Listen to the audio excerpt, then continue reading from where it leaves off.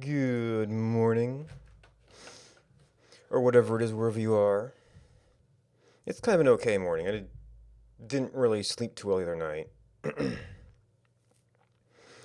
I caught a cold or something going out, and I pretty much like mouth breathing all night, and then it was like this cycle of dry mouth, get up for water, get up to go to the restroom. Yeah. I think just with the temperatures and just not been sleeping good in general. Meanwhile, I guess I need to have this running, huh? I think, given that we've gone on as long as we have, I oh right, we went to a data server.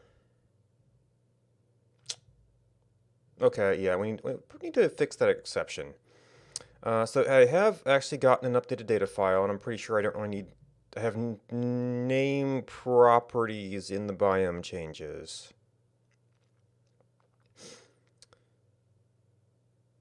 So I don't need the names for everything just now.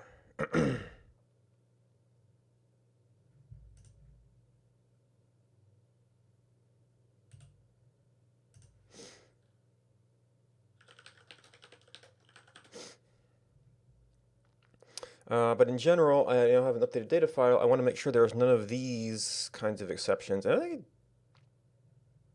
because it was such a messy merge to get all the different worlds together, I might just. I think I'm thinking of redoing that in Elm, which is going to be kind of a pain because I've been playing very fast and loose with object merging to get properties together. But eventually, I'm going to want to be able to do things like I do with arcs, where you can pick this. So that'll give me a way to like pick a version, or maybe do a fancier timeline that you can kind of section off when various things happened.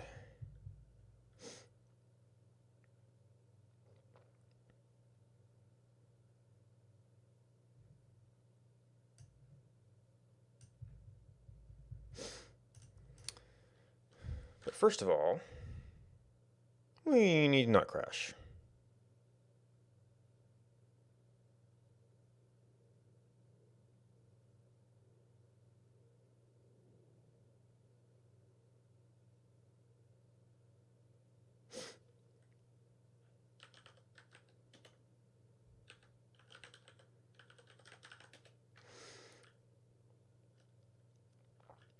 So this is going to turn into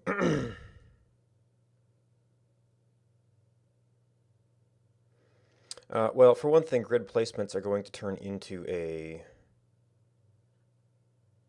Wonder has to be somewhat version specific, right?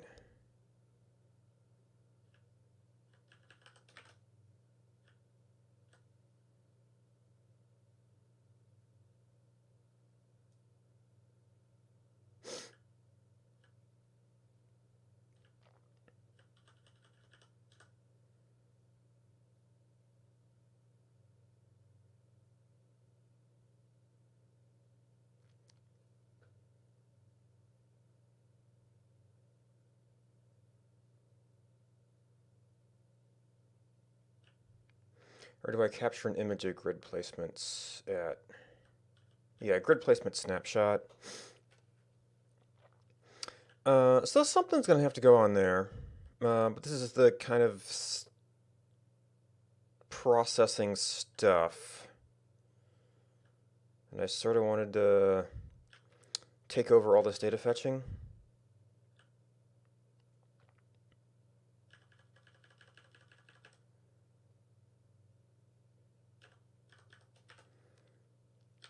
Now, I think objects.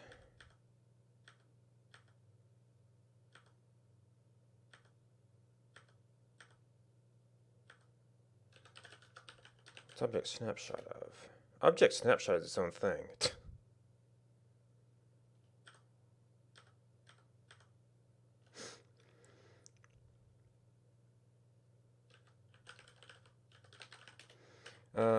So objects.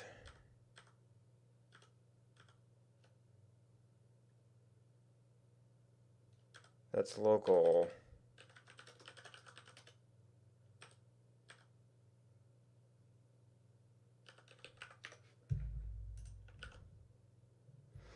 Yeah.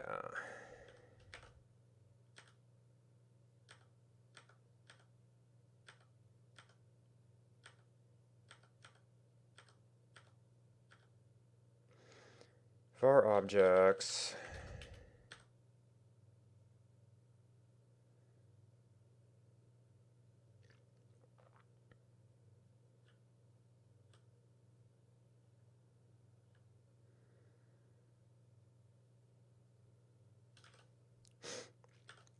And I don't think we use you, really. No.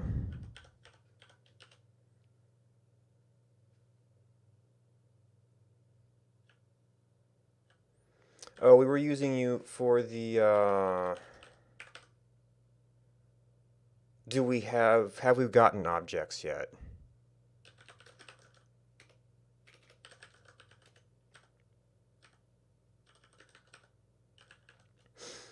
Um,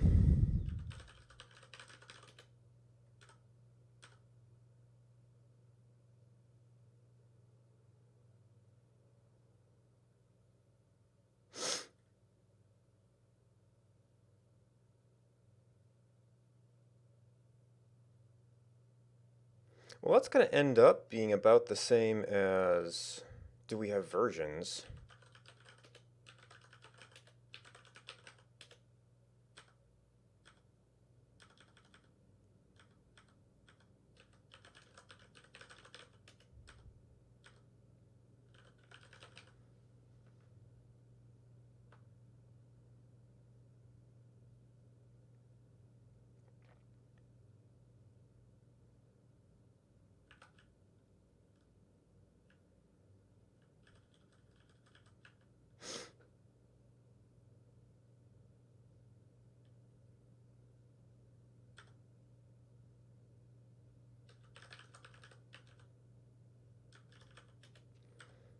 Or object sizes, I guess, equivalently.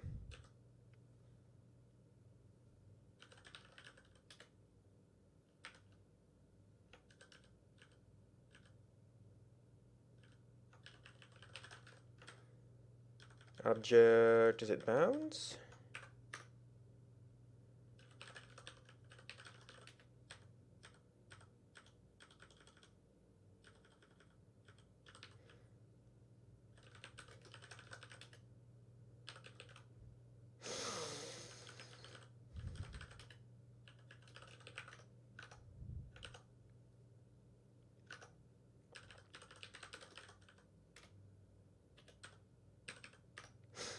Okay. Now this is... So that goes into options. Verdi grid placements.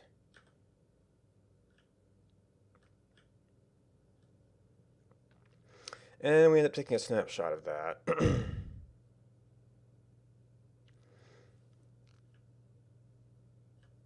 So that will end up defined elsewhere, really.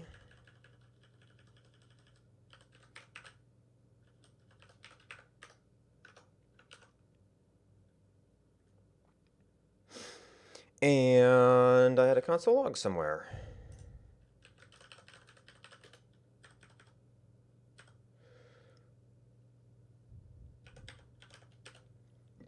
Which is...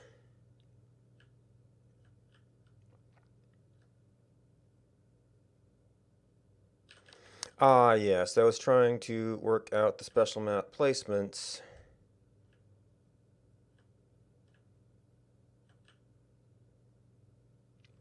Which is very hacked in right now. So that might be okay.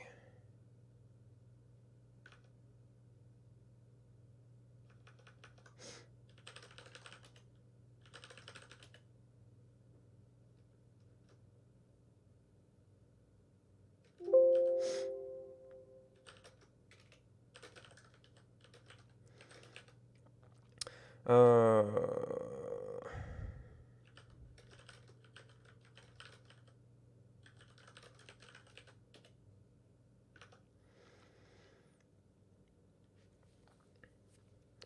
Alright, so this is going to be a chunk of stuff to redo. But I think some of, well, object bounds I'm not really going to need, I don't think, in Elm, so that might just be a JSON value and pass over. But I think I am possibly going to want like versions and worlds and things, and we already have arcs.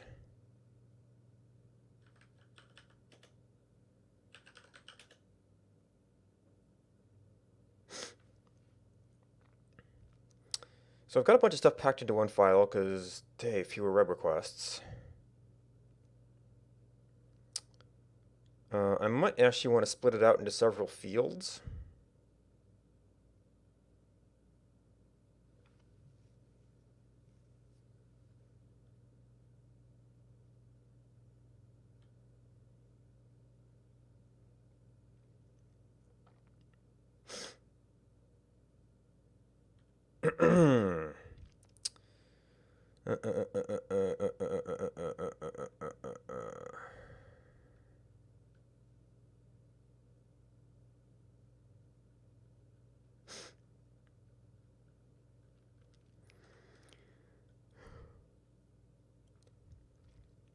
So I need to make a request. I need to get it. I need to start parsing stuff out.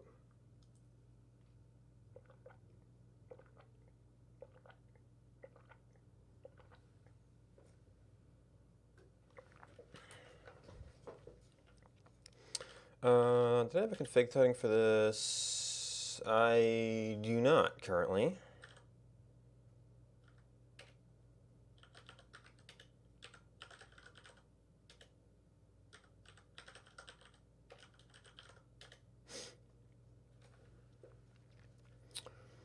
That probably doesn't need to move around.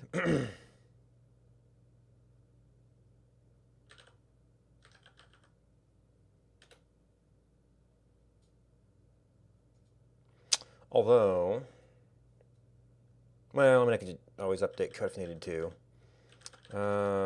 Fetch servers, fetch arcs.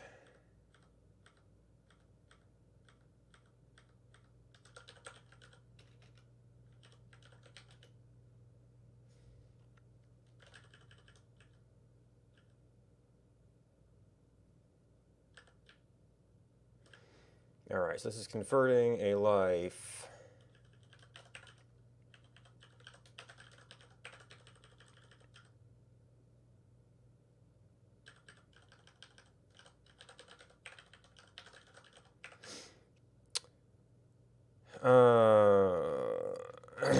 Okay.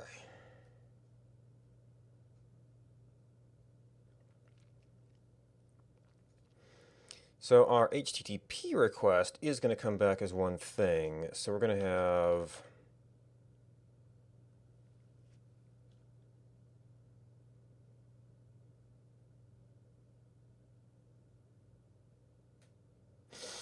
so this is going to be specifically when we received object data.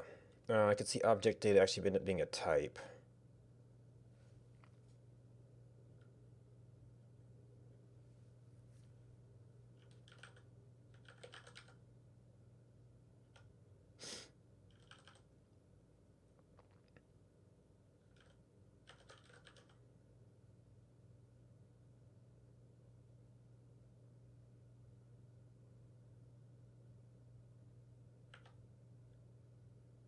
Is this one where I had merged in JSON decode?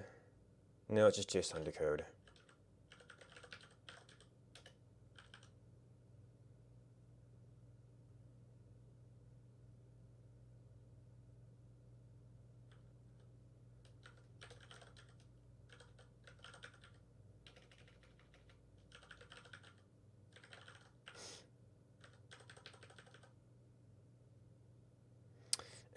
Maybe it would be worth making a type for that.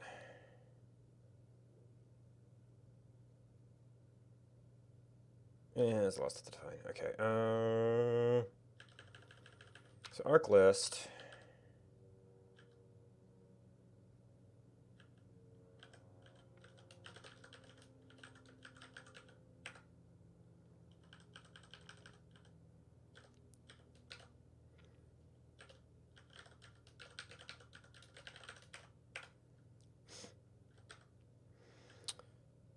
Let's see, some monuments.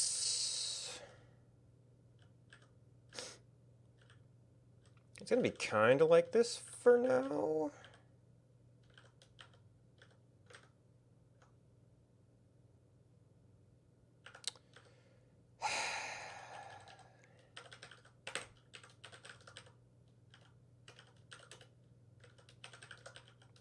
Received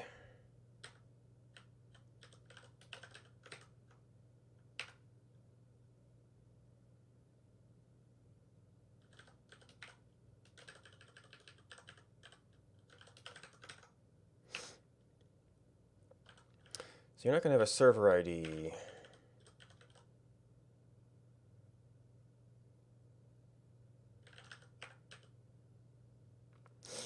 And then I have to be thinking about,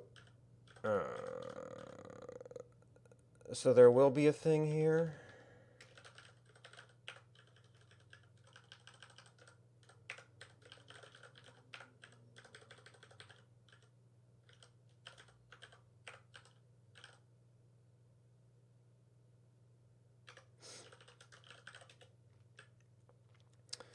So we're going to have, so arcs is going to give us, well, we can probably pull out the pass-through stuff and just send it off.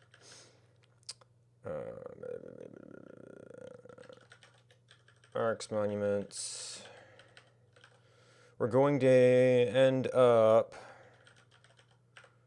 with versions. It is just this for now.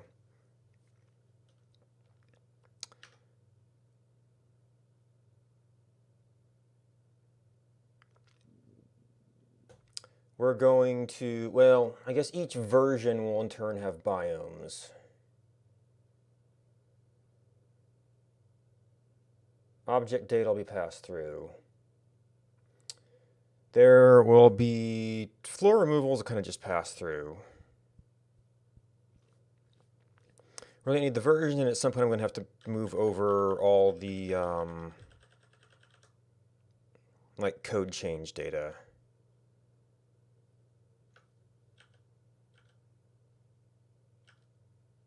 So that's accessible.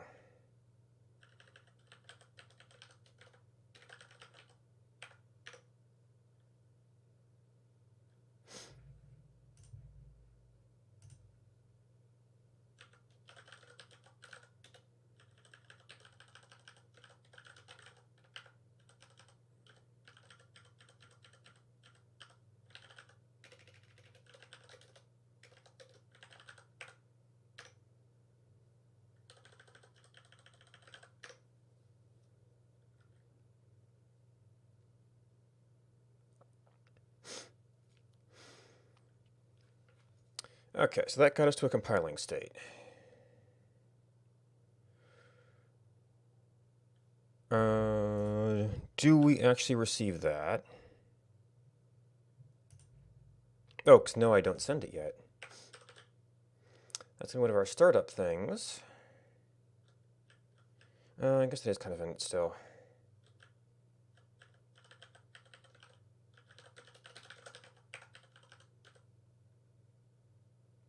Oh.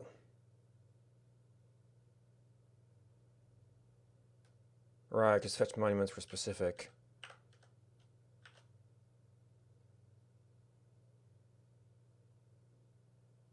Wait, why do you... No, fetch arcs I was copying.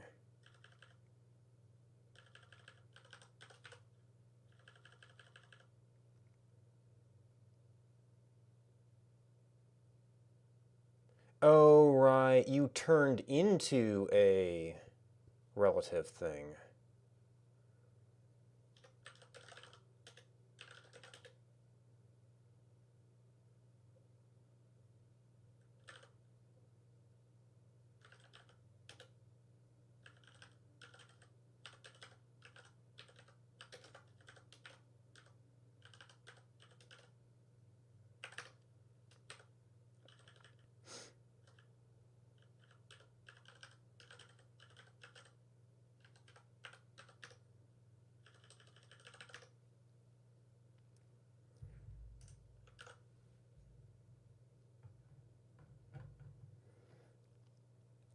Okay, so we should see this twice now, which is unfortunate in the short term.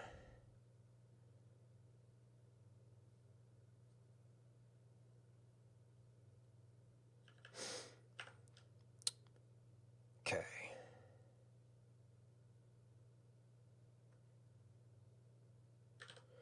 Now, we had OHL data, live server. This ended up being more data server stuff, but arcs have kind of moved on. Oh, and I don't technically have a server ID in my new data either. Now this unfortunately is going to be a very complicated data type. So I guess I have to take it by layers.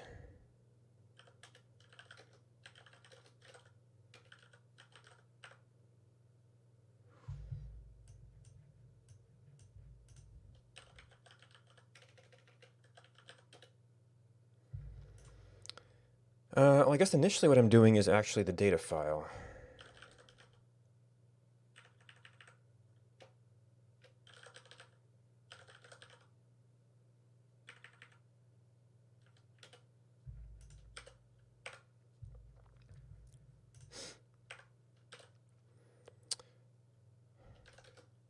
So you are going to be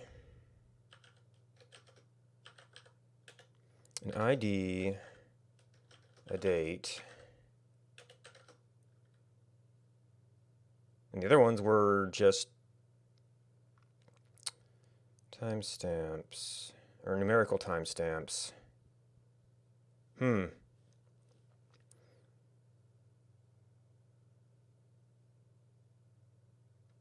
Maybe maybe I should have transferred these timestamps to that as well.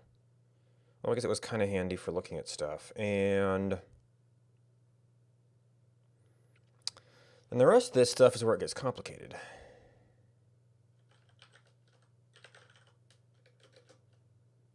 Oh, you know what? First I need top level object data.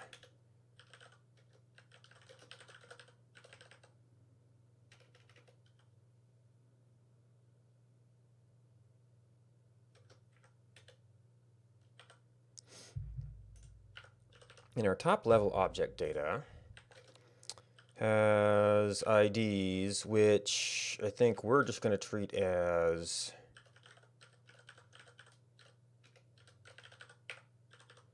I didn't even pull in JSON to code here.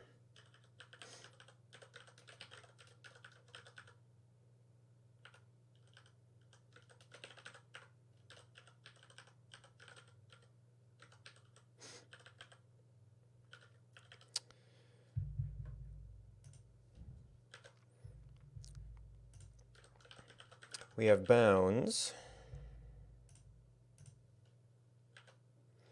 which I don't think we really need to parse in detail. Floor removals, I don't really need here,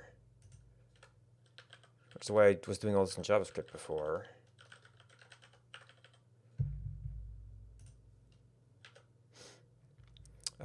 Date the file was generated, which I don't actually need at all.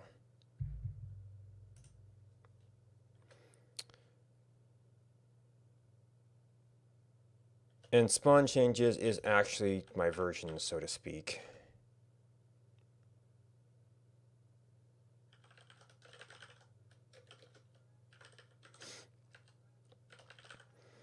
All right, so pass one.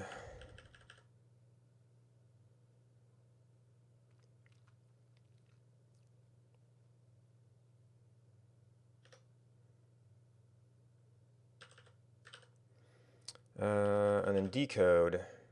Right, because I did encode because I sometimes send things back. I don't know that I need encoders for everything.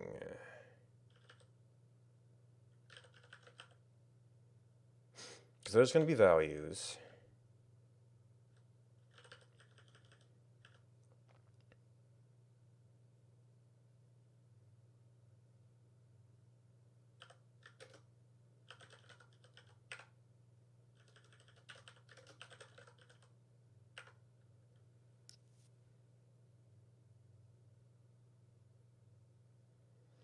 And I'm going to need a, like, text timestamp when I get down to those dates.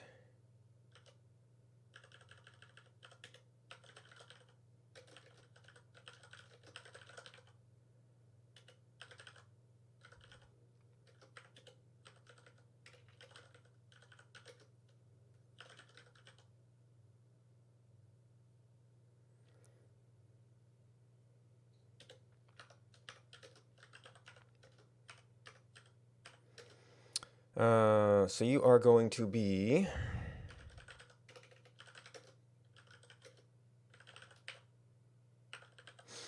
field IDs value, field, what was it? Bounds? Yep.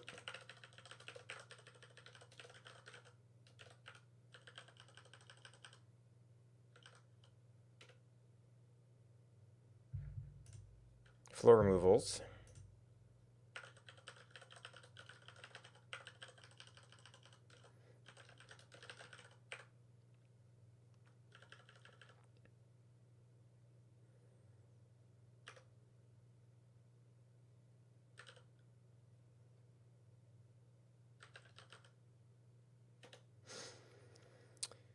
All right, and now you can be decode.objects.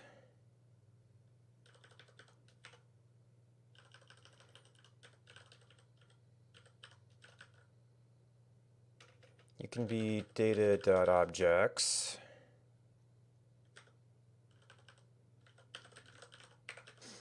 Versions is still going to be a value right now.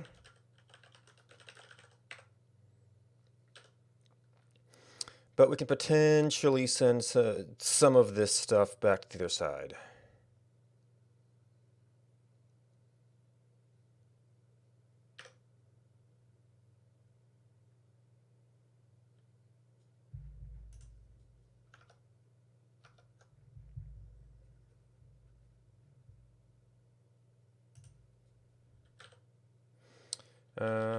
Data.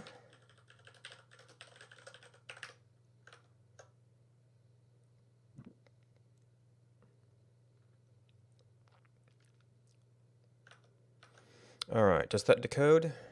All right, there are no errors. All right, for the easy stuff. Got arc list, monument list. We've got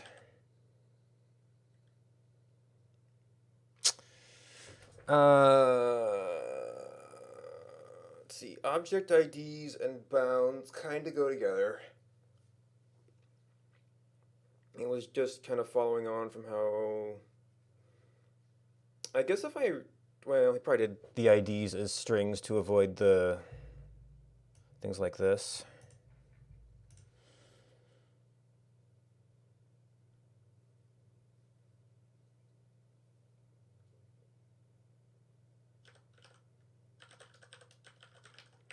So you're going to get object bounds. I mean, you could kind of do it all together, but I think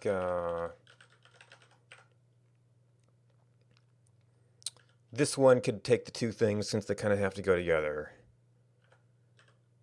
And I think floor removals are probably fine by themselves.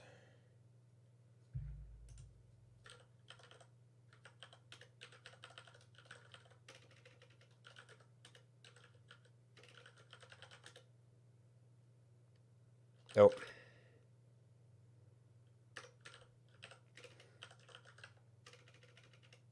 Oh, floor removals aren't even used by you.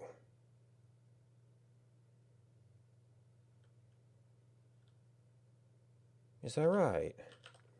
Actually, in that case, I probably need...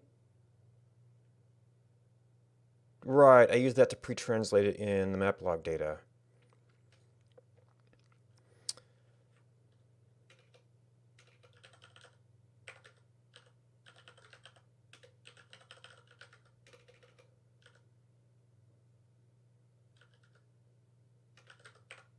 Okay, so my whole data doesn't actually need to have this.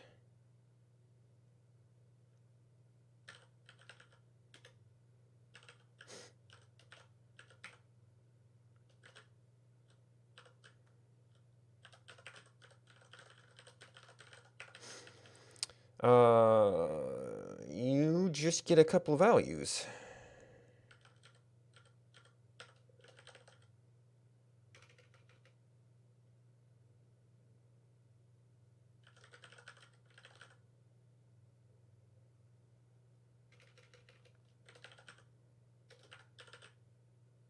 How do we do this?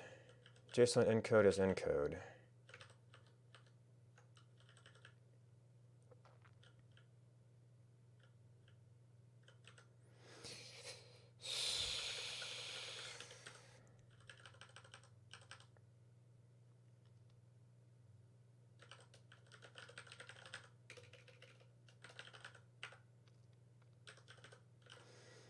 So IDs bounds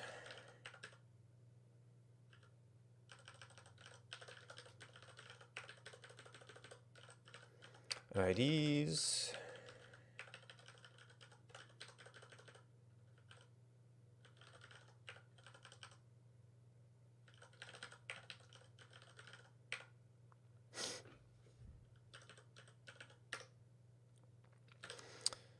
okay, so that's been published there. No. Map UI. So here,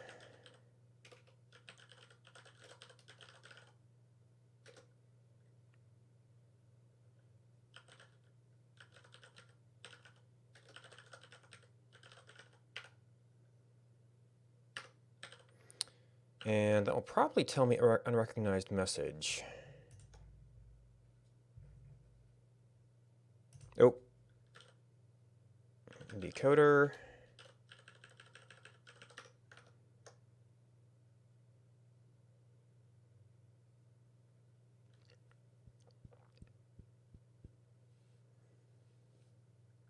Arc list.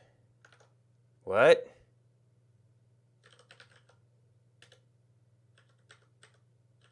Okay.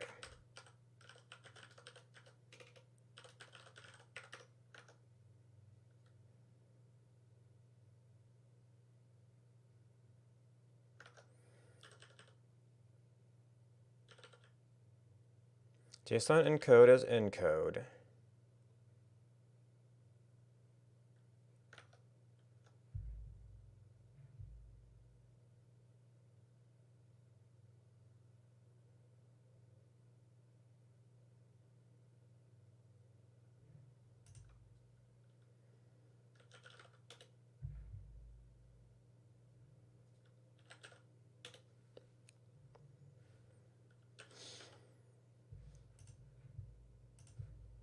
So how do you encode a value? Type value.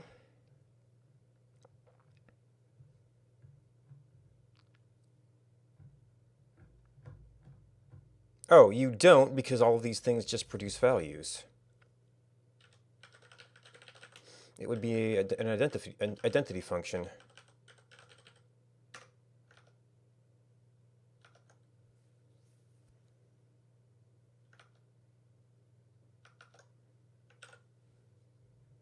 Unknown message. Okay, back to JavaScript. Command.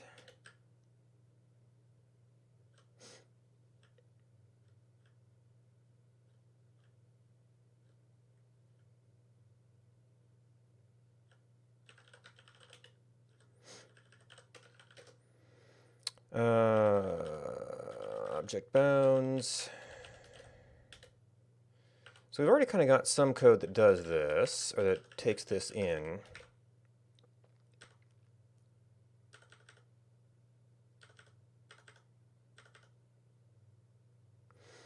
Object master.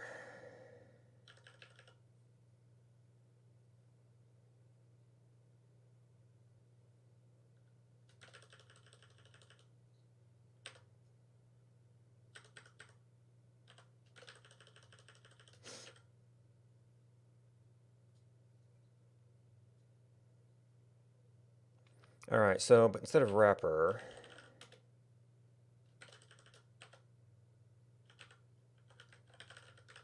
usually call it message here.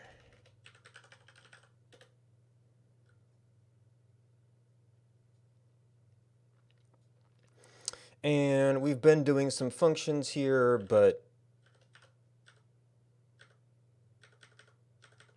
that's relatively small.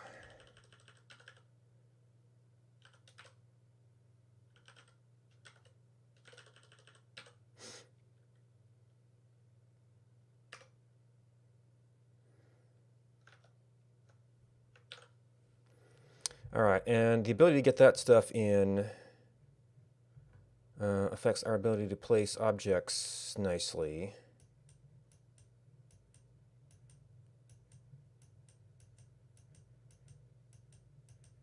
Which that's easier to see when we have tiles nearby.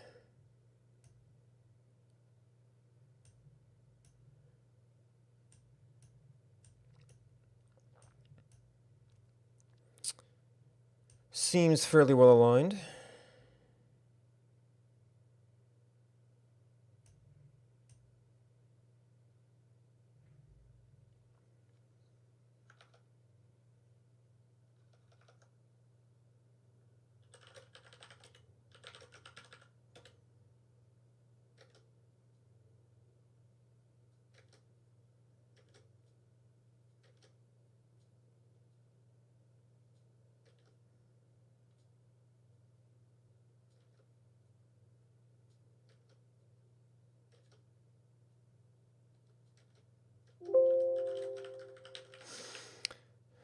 All right, starting to parse objects in Elm.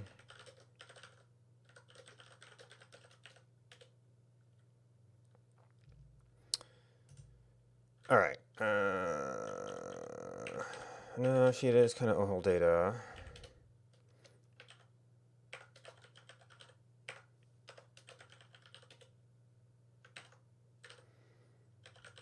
All right, pretty objects JSON.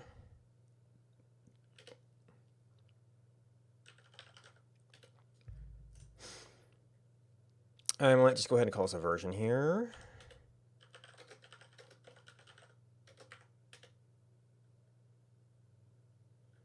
And maybe I need to expand on that if I do more than just the spawn change versions.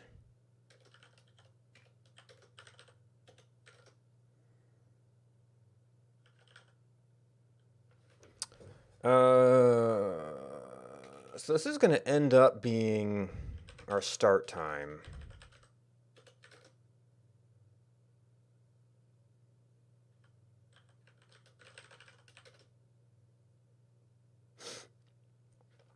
And this is where it's actually going to get kind of messy.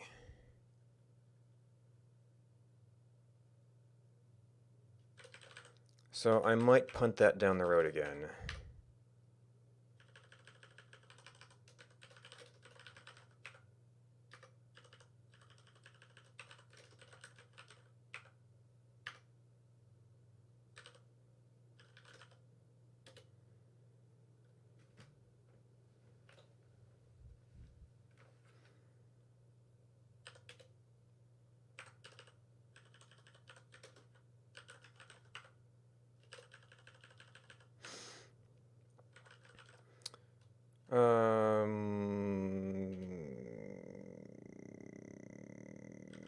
You know what? I very often do end up with versions.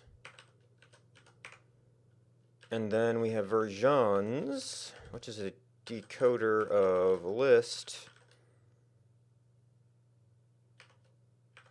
version. So that takes a list of, actually it's just list version.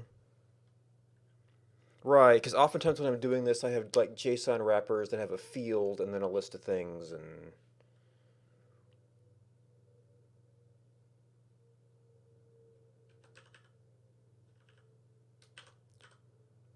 it's like you would be versions.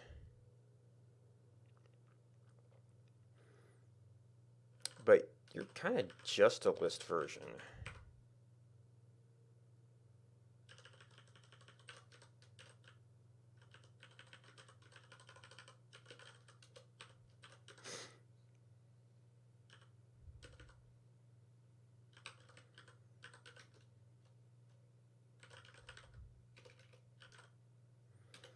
And right now, what we have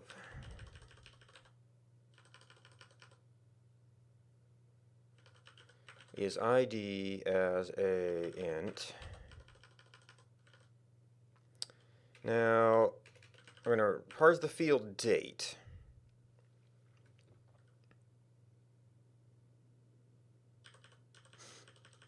That is going to be more like a date time.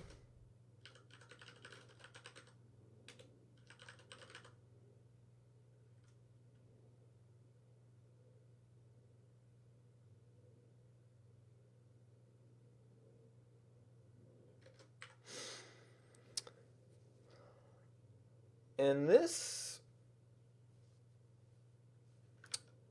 it might be awkward.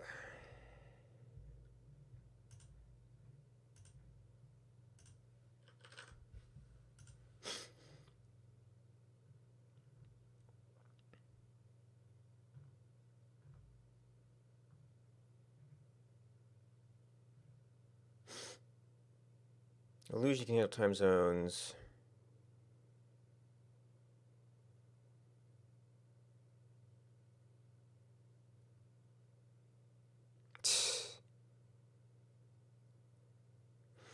Client and server communication you control. So there is a package for that.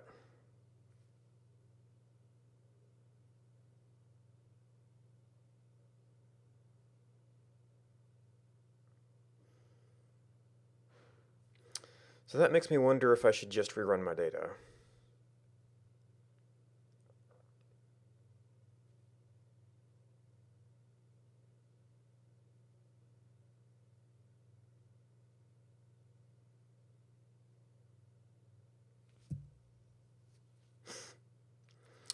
Now, it is nice for human readability to have access to the dates.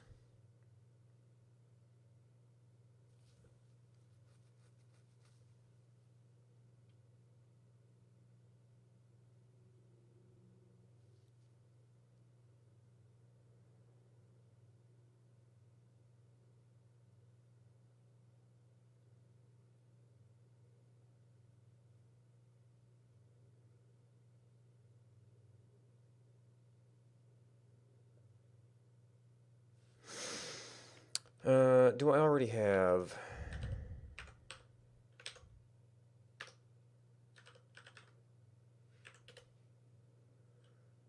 I do not have the ISO package yet.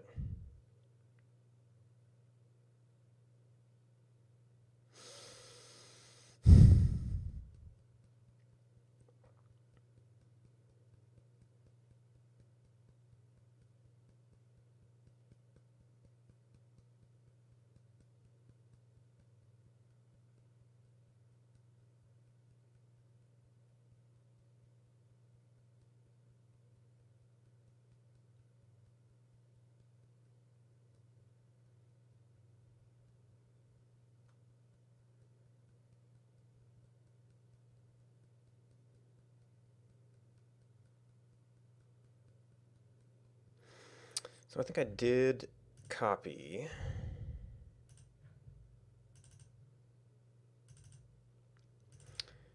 Yeah, so we've got these things. Which, I mean, this isn't the formatted one. They had, so maybe if I left that or left that with also the text version.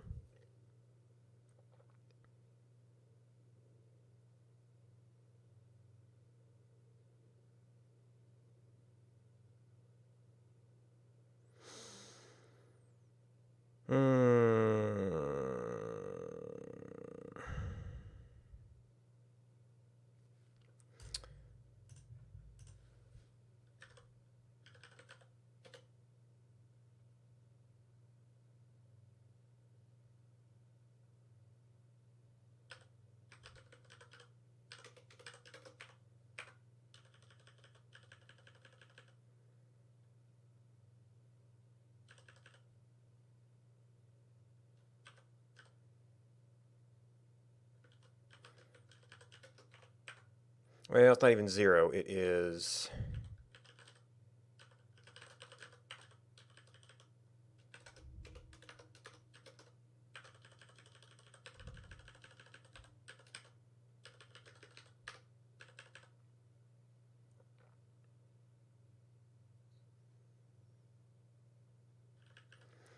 And then back to a value, because we can't deal with it just yet.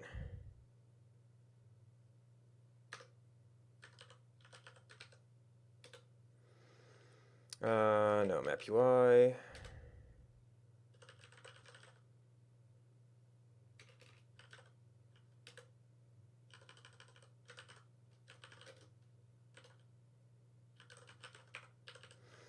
And did I...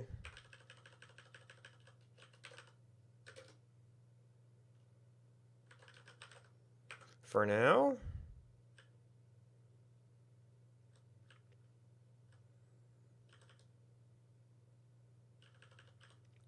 Okay, so your objects. Objects.spawn changes. Did I actually update objects though?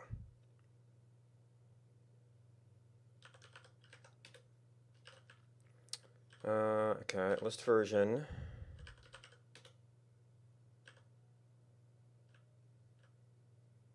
List version.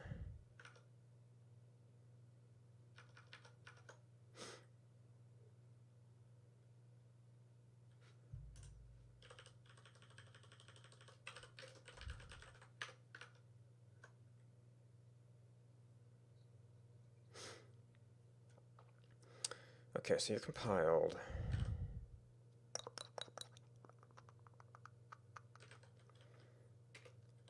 Map UI.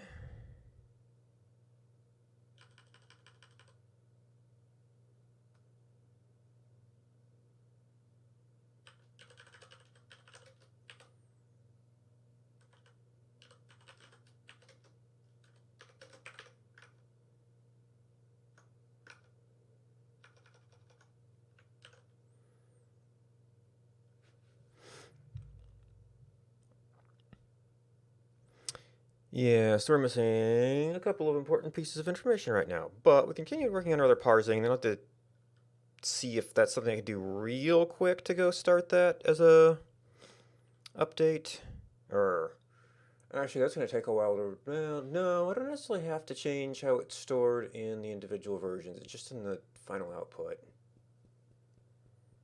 I still might want to get that cooking though.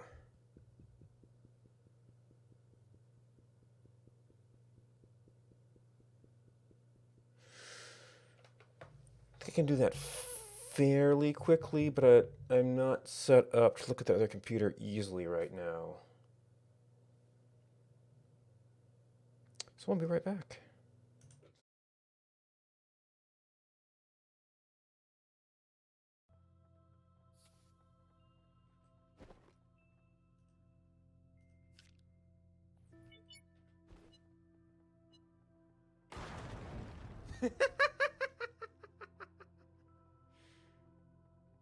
Tutorial.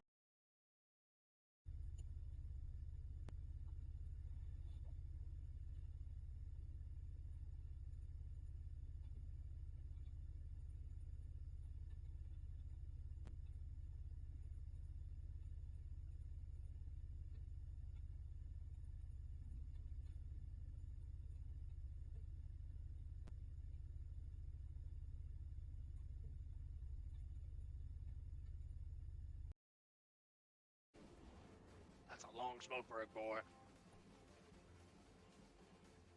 Look at this, look at this. Are you blocking me off? Oh, this is funny. Alright, everybody got all their stuff? I haven't seen it in the chat. Can we farm with you? It's probably going to be up to Rye Guy. He's going to be the party leader.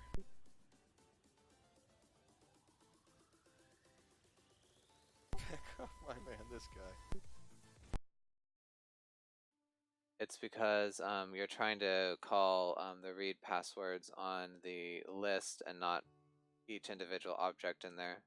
So the list doesn't have the read passwords method, it's actually the objects inside the list. So if you say, for example, readers index 0.read passwords, I think that would work. So I think that's your issue there. So just do a for loop. Never again. I wish I had desert tiles here, though. That's my only problem with this start. Is there desert tiles up here? No. Thank you for the follow, Tricks.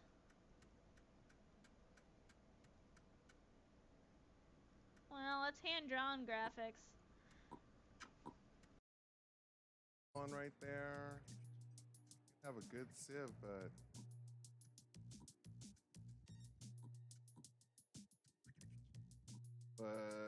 one of them didn't have a home marker either. So oh, that's what I was saying is that you can use the flint. So instead of wasting your precious stones, these precious things that are going to be wells someday.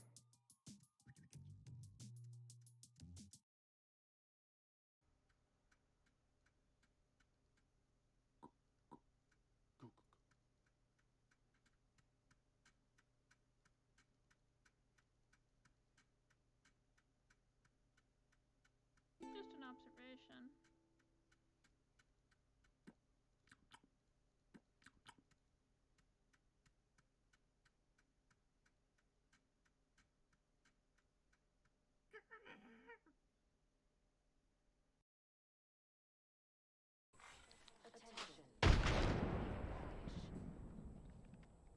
No, don't hit the T. Hey! Mom, I'm getting shot! In both the game and by you! Stop, Mom! Ow! Ow! Just giving my shield a recharge. Ow! Mom, am I gonna have to call CPS? Oh! Alright, so that is processing. It will be processing for a few minutes. Meanwhile, we've got this highly variable structure to deal with. So removal we might consider a special case.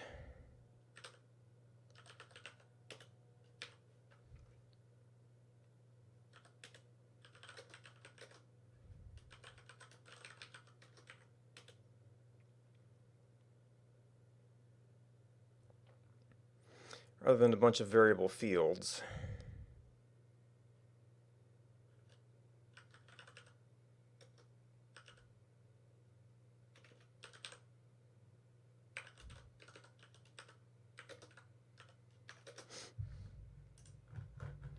Now, I didn't really break those down too much. Well, these are a bunch of variable properties, though.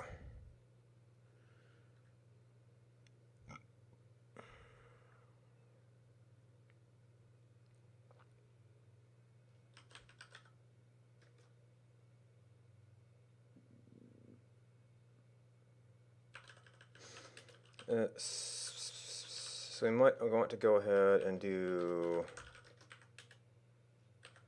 like id int map chance float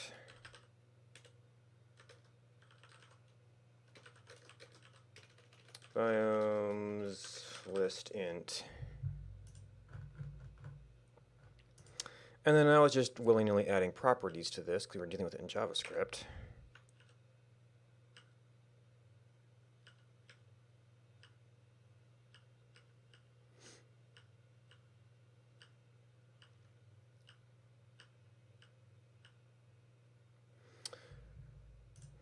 So we've got a moving, well, that can be assumed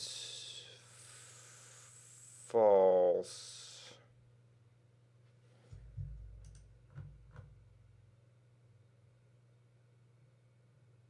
I think it can be assumed false. If not,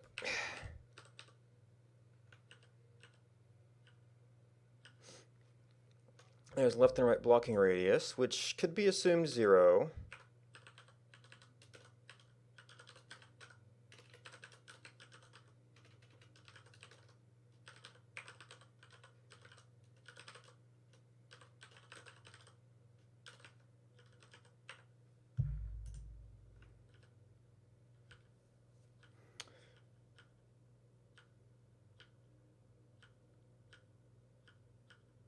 And I think that leaves us with grid placement and rand placement.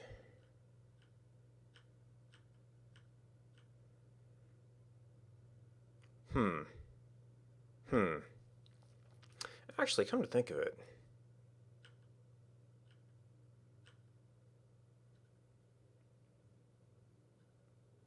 do I need these details here?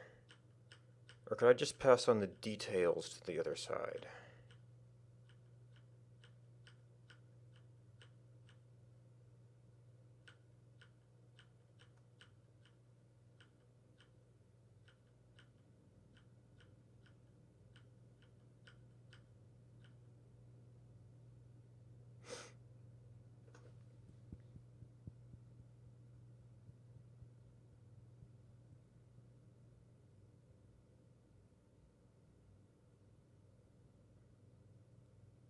What I really needed was to process was the dates of things.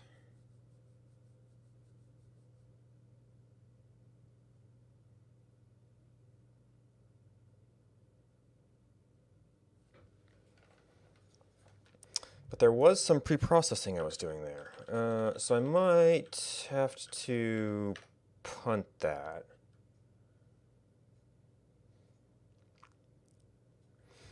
Alright, so I see it looks like processing is done.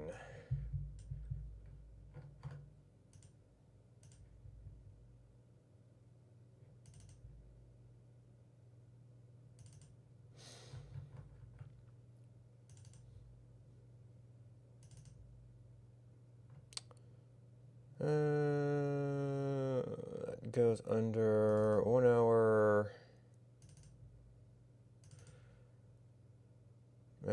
No, actually that processes, but back into public.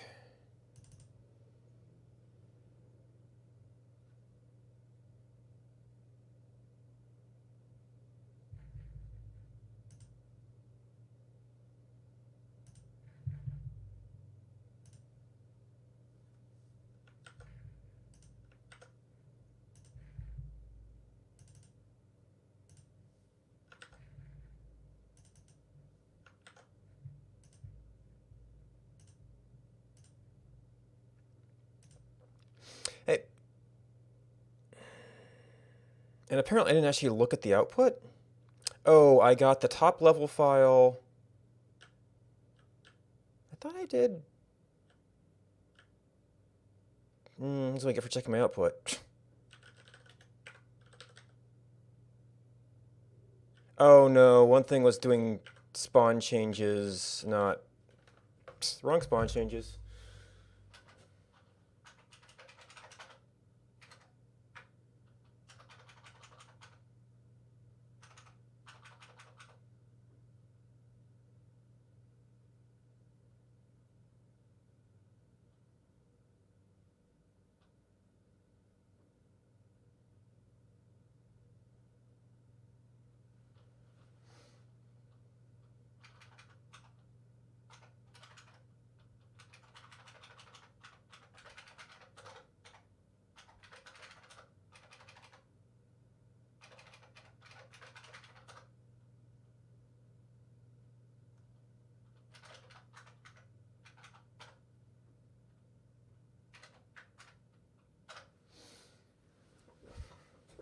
Alright, we'll just have to let that run again.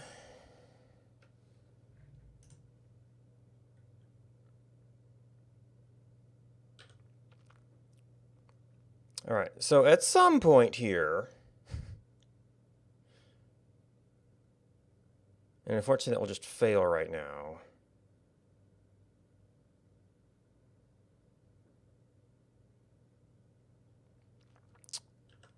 Well, what I really need to do any further work is that date.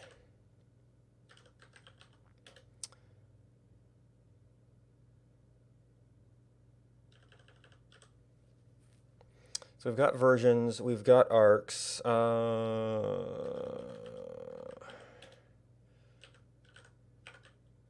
the processing you're doing.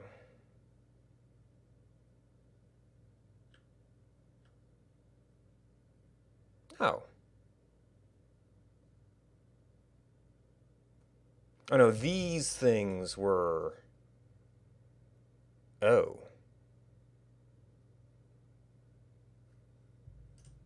Those things are strings.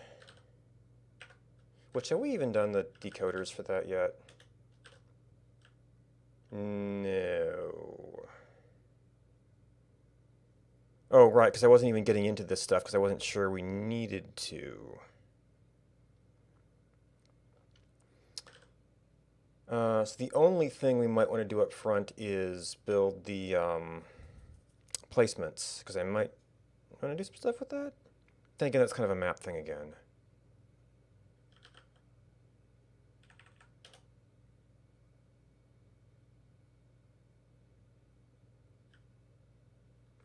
So how I detect that is going to change. Yeah, so all of this stuff stays here right now. Because I don't really need...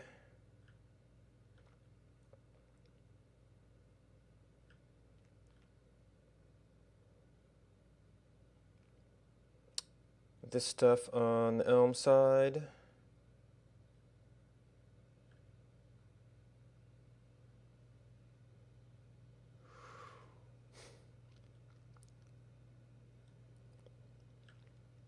I guess there's some data crunching you could do there. But this is going to turn into... Why did you need map?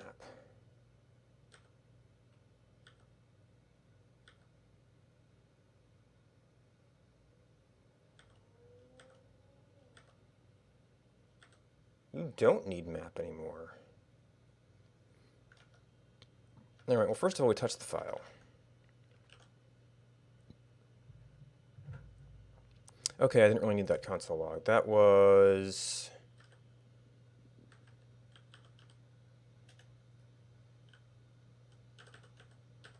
this.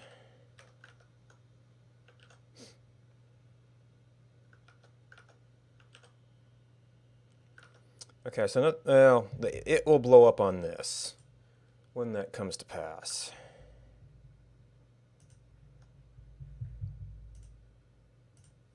All right, pretty JSON. Not so pretty JSON.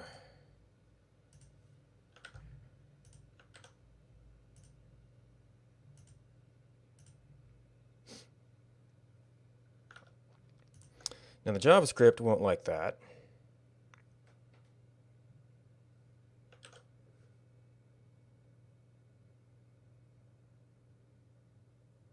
It also won't complain about it. uh,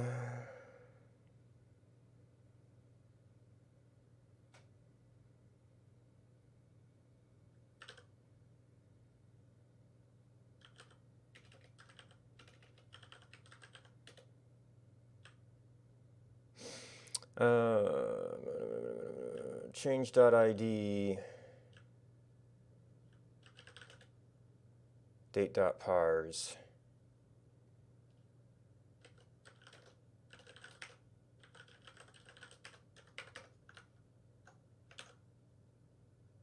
Okay.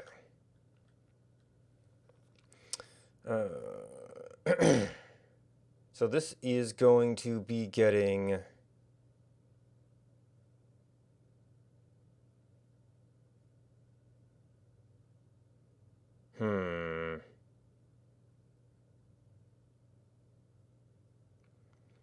But I kind of want to do the compound versions. There. And what you need is not changes, but a biome snapshot.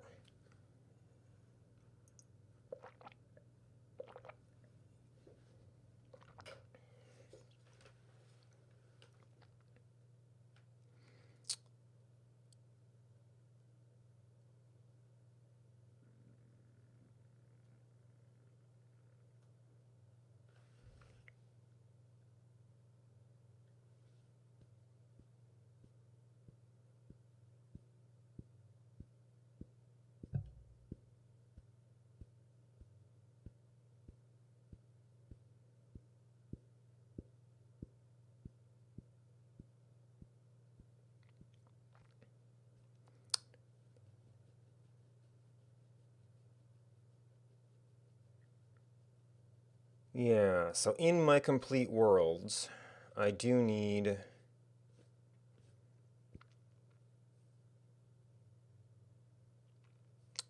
complete version there.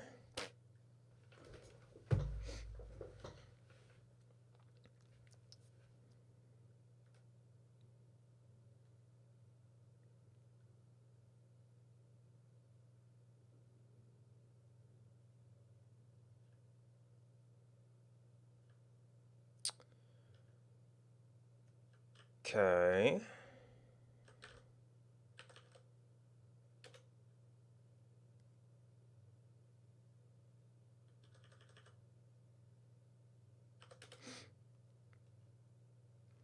So we were saying we had a type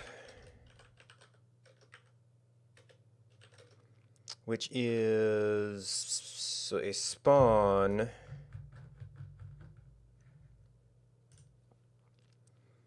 And this is the thing that had all the variables.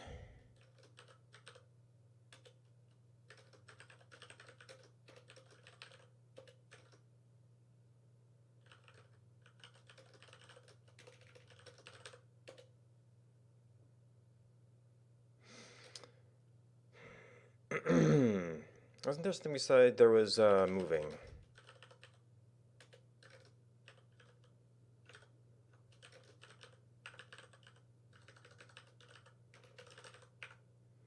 Right, blocking radius, there was grid placement.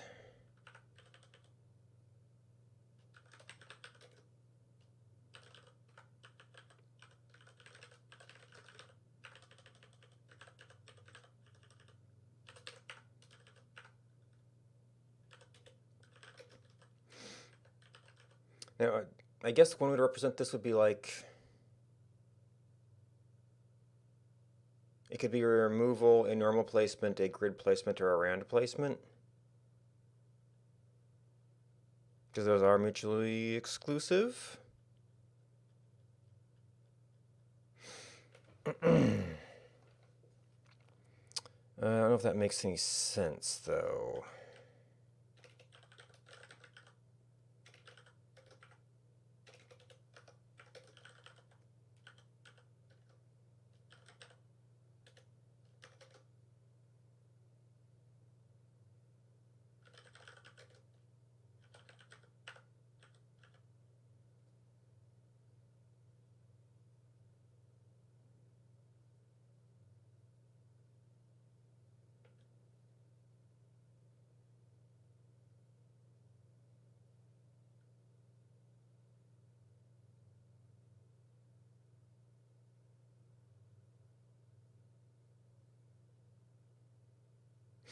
And this might be useful as my current object state as well.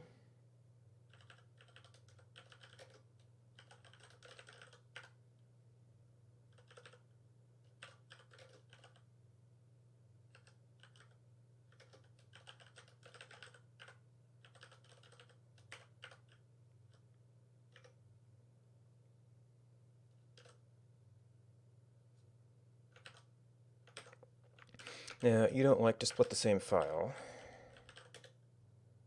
Well, actually, no, it's not the same file, because it's going to be the decode file. Alright, so this is going to turn into, oh. That was a timestamp in...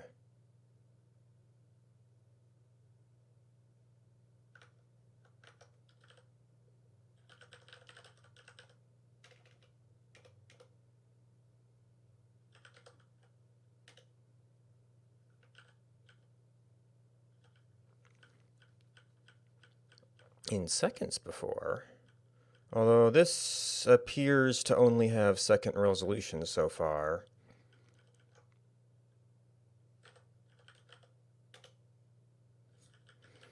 So it's not exactly a date time, but it is this without the scale.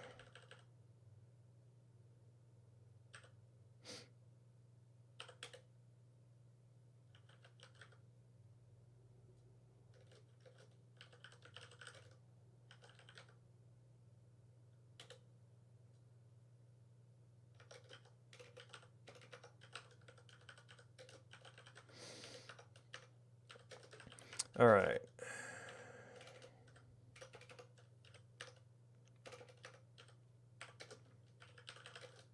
All right, so field ID. But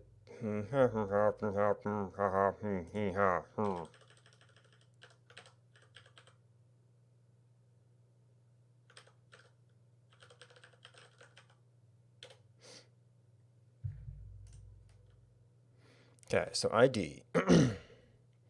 We want to get an int. This is going to be a stringified int.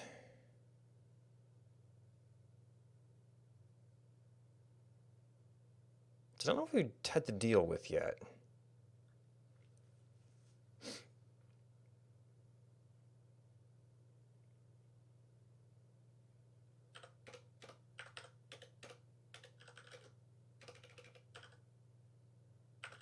Oh, and you are going to be just equals ID is going to be a string. A string to enter your decoder of int.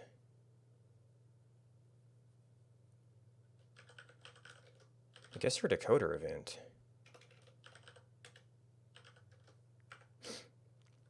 Where you need to take a string and map that over, is it string to int, int from string? I always forget that stuff.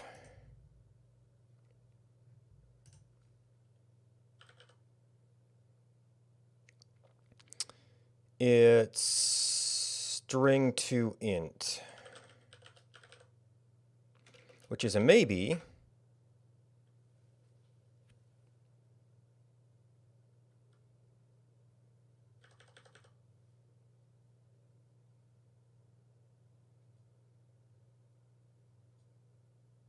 But this is a JSON map. So this one we would want to just go ahead and fail if this was not valid.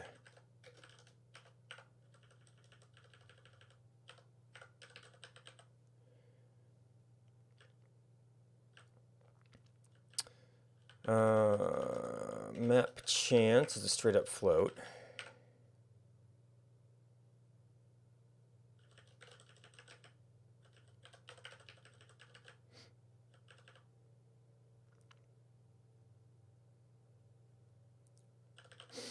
Biomes we expect to be there. It should be a straight up list int. That's not terribly complicated.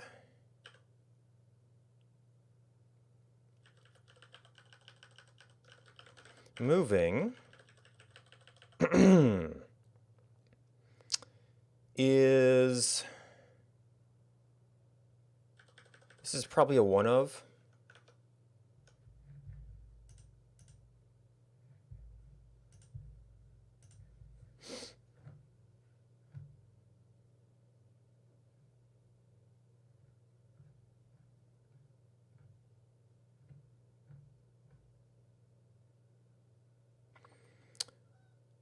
Optional fields. Maybe age, name, height. Okay, so maybe actually deals, it decodes it as a maybe.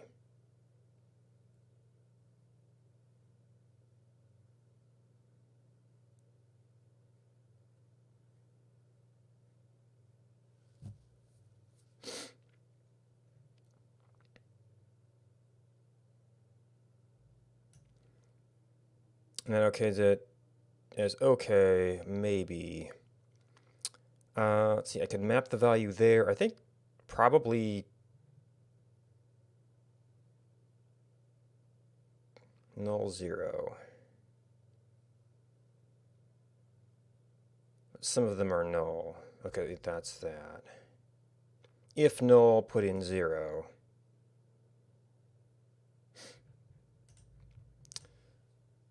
So this is more of a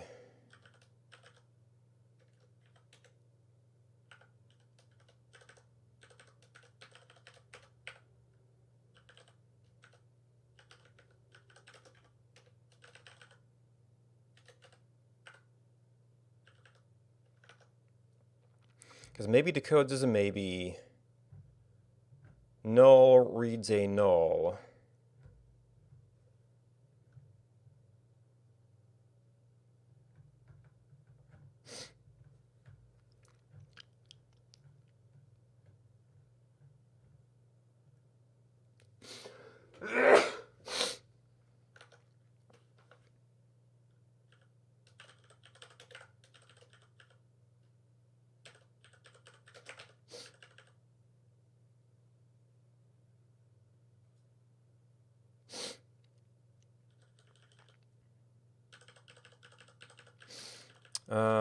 Then these are...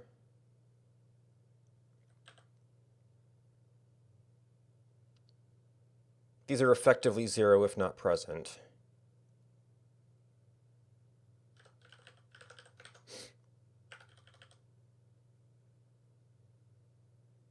I mean, they could be maybes. Might need to see...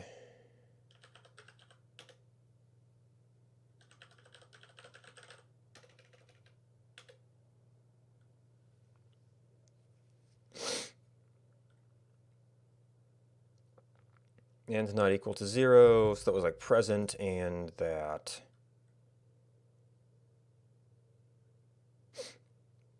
I mean, it's effectively 0 for everything. It's not one of those.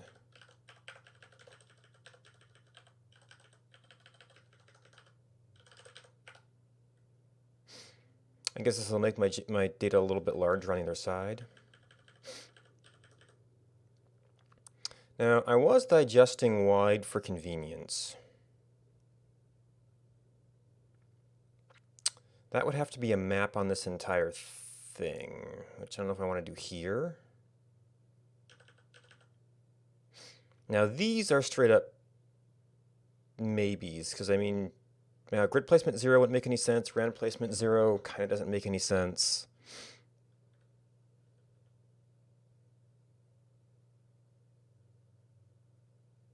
But it feels much more like if it's either there or it's not, and it doesn't matter if it's not there.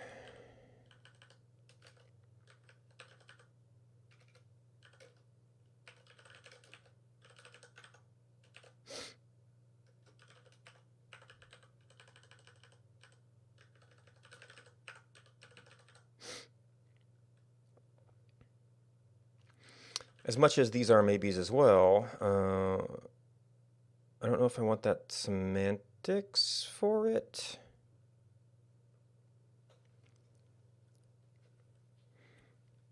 I mean, it's true that it would be irrelevant if it's a nothing, but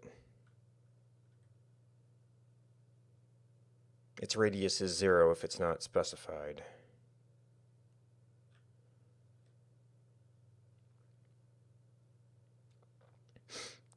And you actually are a spawn change.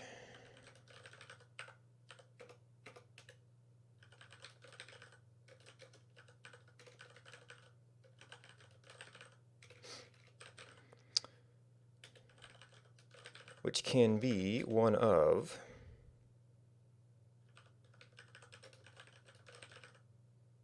Well, no, it's not even succeed. This is a straight up one of. It's going to be one of two constructors. Okay, so you are expected to have a map chance. Removed is going to be an easier thing to check. I guess we'd want to go ahead and do that.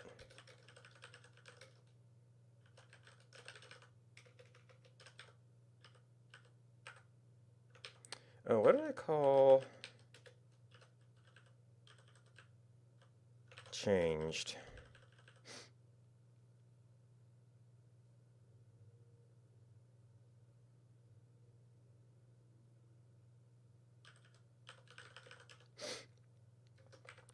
So this is sort of an and then situation. Because we have to check for the field removed.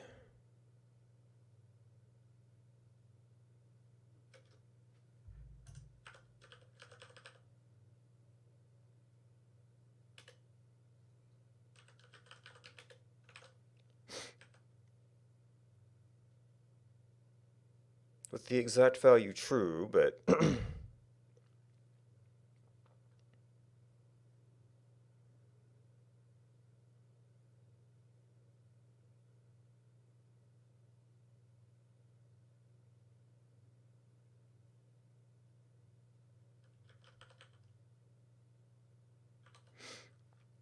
and if that is true,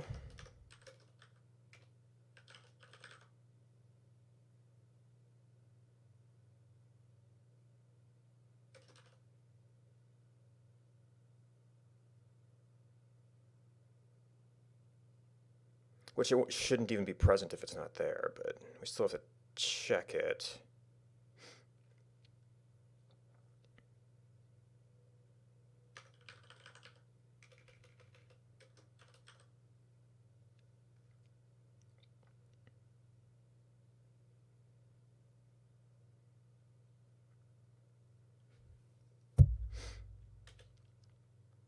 If that is true,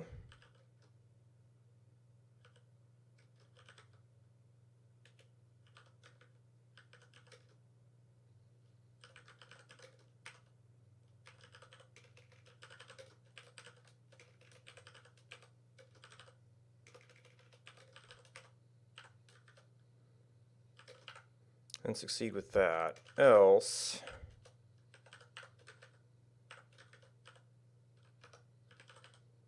is it fail?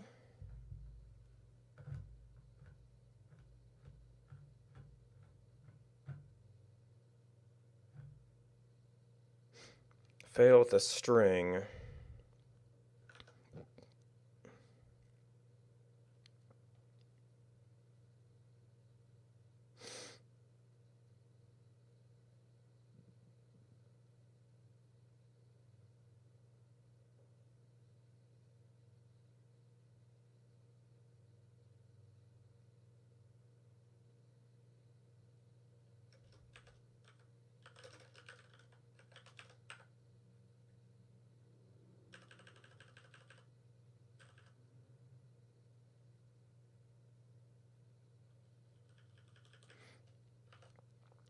Now I could have this decode as int, and then I could apply that stuff there, which might make sense.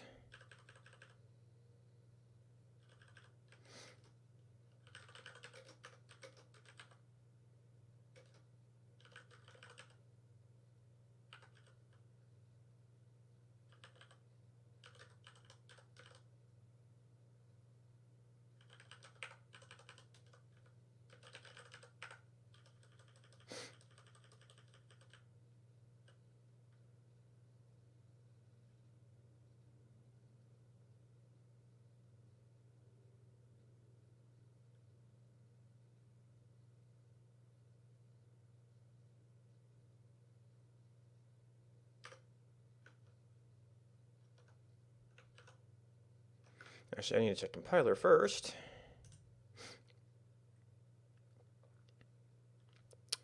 Why is my type alias wrong?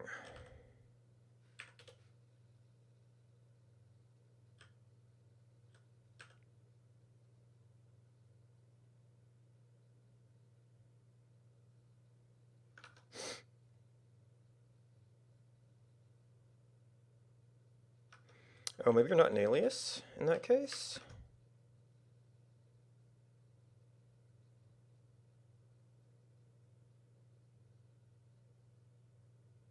I didn't close my brackets.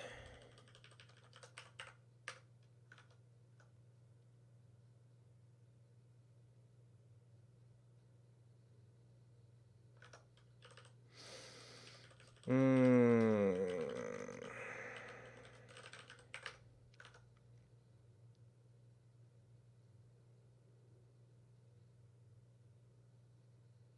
Mm. And then your internal value.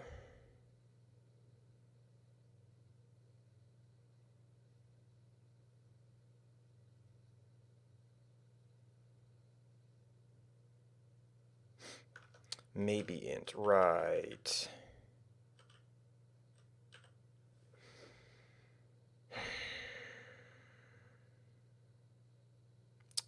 But this would just fail if that's the case. So it's the same. You can't do a maybe and then have it just fail.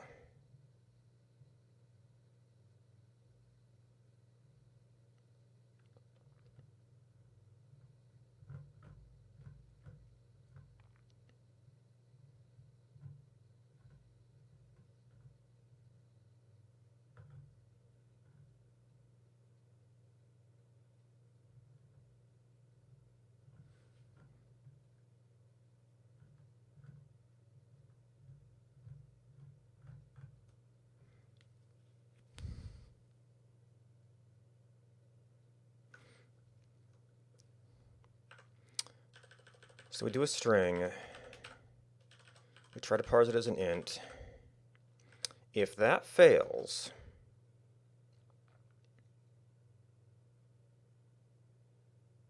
I guess that would be a maybe with default.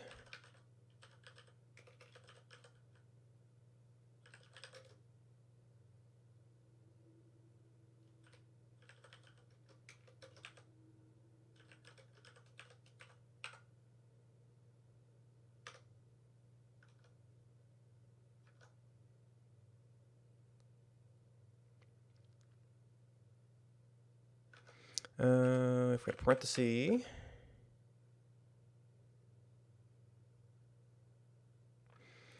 decoder may be int, find the specs may be decoder.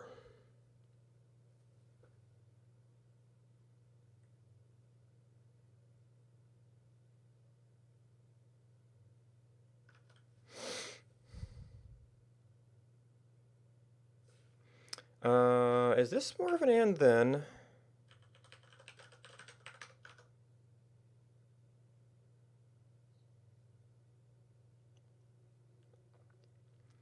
Maybe decoder B.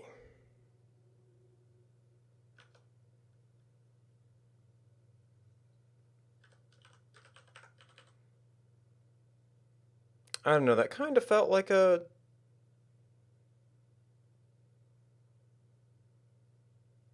I guess we have to do a map succeed.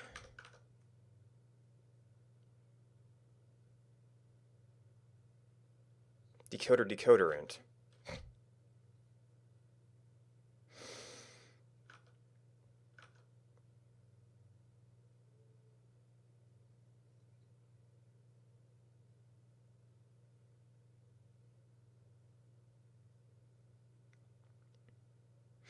So with default peels out the internal value. The internal value is just the int. It doesn't have the result wrapper.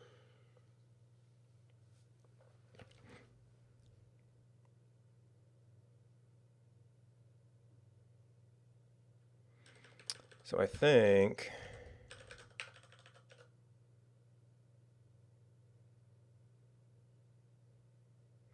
and the value we're going to get is a maybe ID.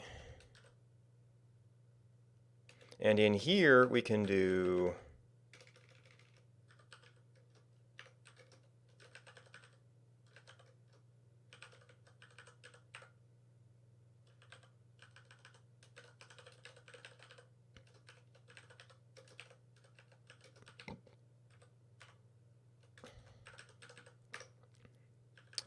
not you.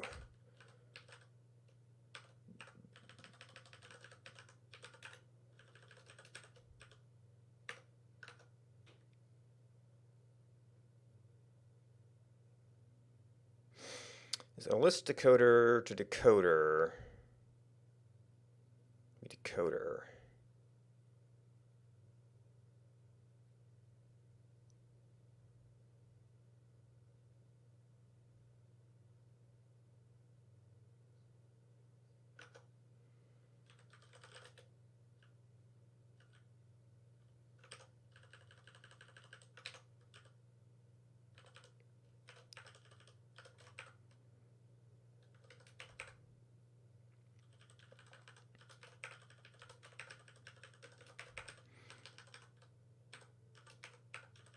Can't really just do the other precedence arrow here because we're already in a big chain.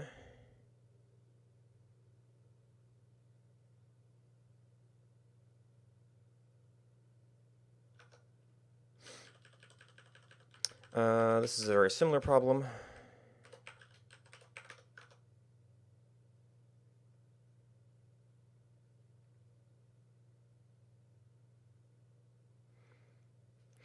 Decoder list spawn change to version.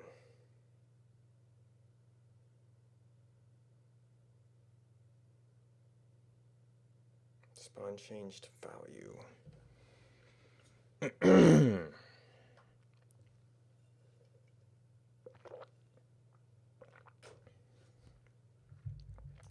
All right, for what we're doing right now,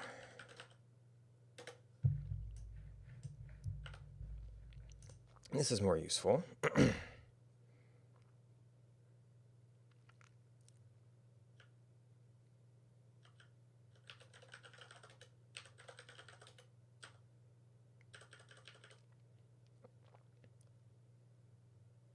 Oh, that's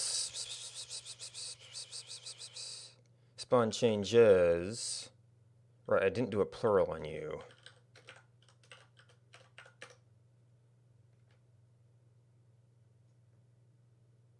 Okay. Did I actually push that all the way through? I just never use that. Right, because I'd been kind of ignoring that in the upstream code. I'm just going to see if it actually decodes. Oh, bad body.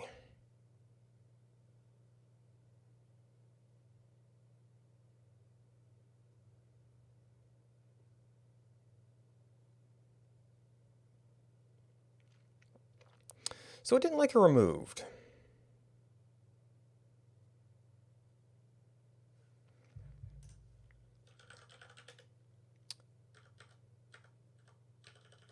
Oh, you are a stringified ID.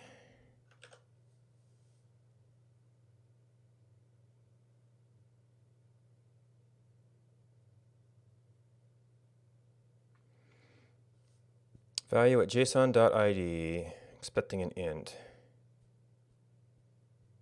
But then objects within field and biomes. Did I put int and then... No, string.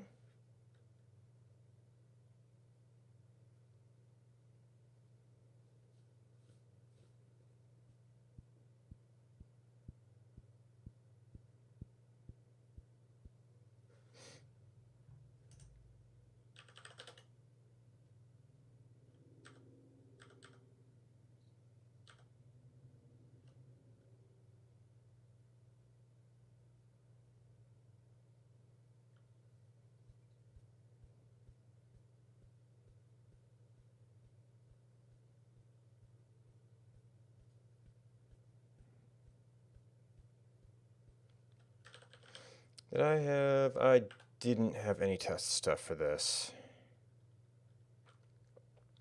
Because it seems like we might have to do some smaller scale testing, because it's like a big file, it's hard to tell exactly where it's failing.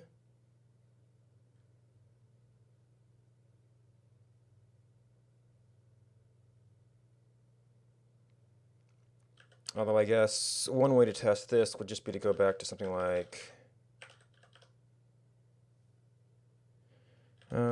is it... Okay, it's that way.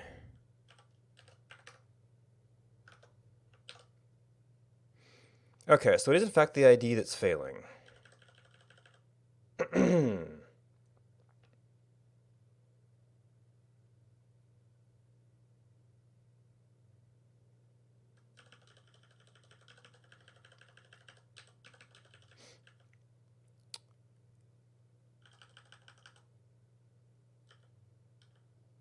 So could we...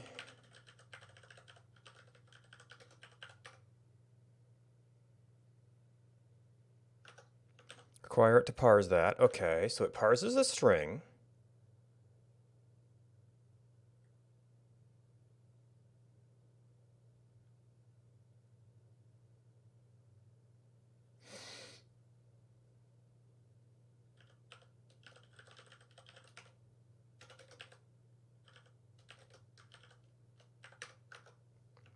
Maybe it fit. No, nope. Okay, so it's actually a compiler error.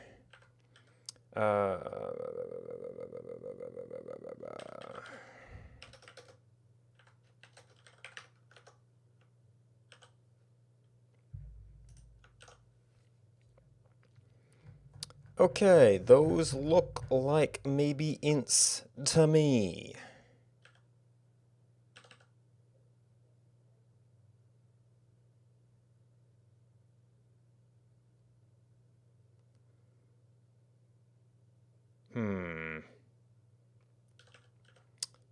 Can I do something like...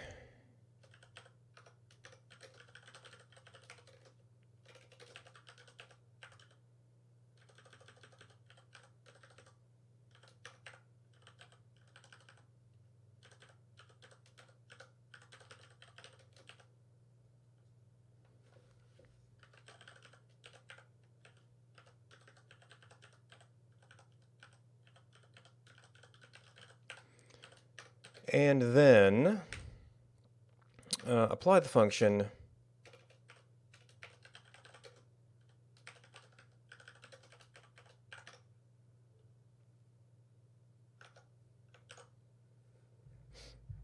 And its internals.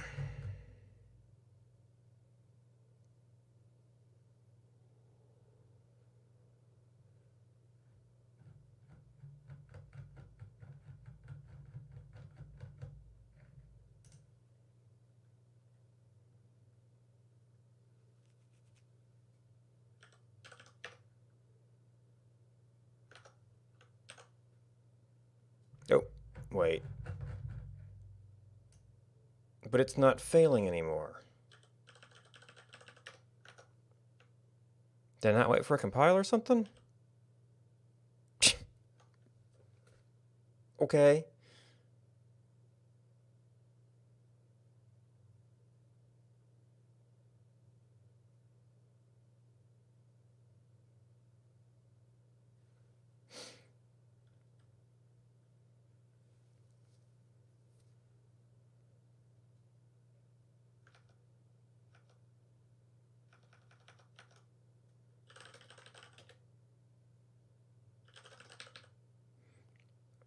So that is a whole bunch of decoders, is what that comes down to.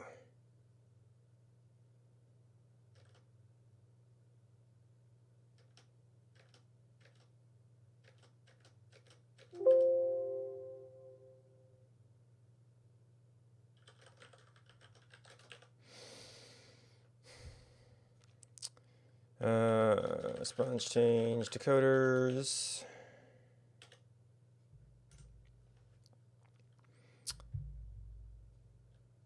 So now we need to be doing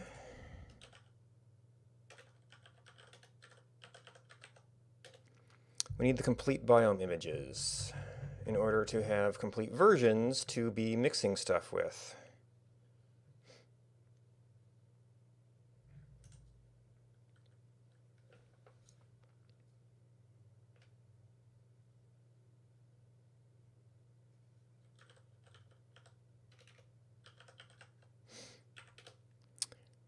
So that could be more of a thing up here.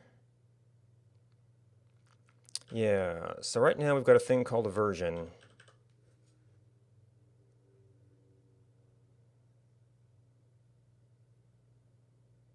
And at the end of the day, I don't care about spawn changes.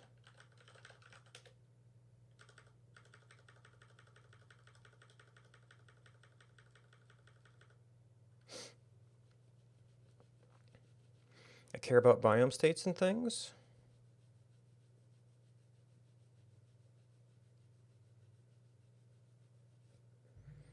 So this probably needs to be like...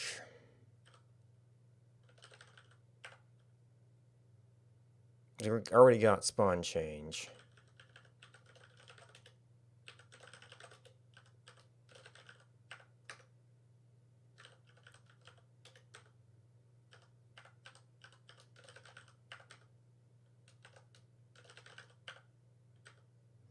I was able to be very lazy about turning one into the other before.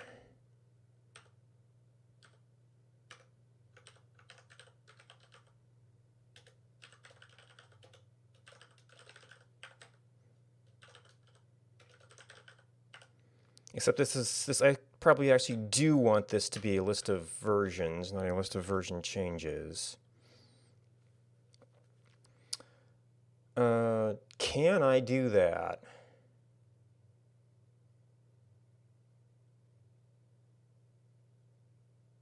As a straight up, effectively a decoding process?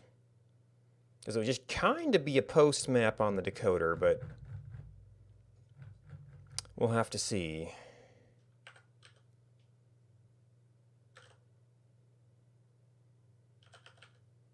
We might want to do that a little bit more explicitly. So we've got version change.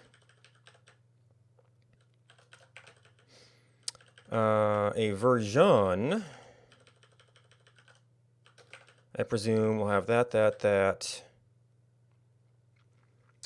What we had before.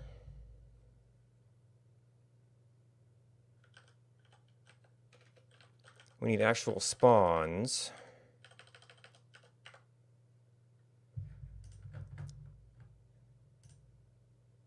So we're keeping an object state. We're keeping a biome state.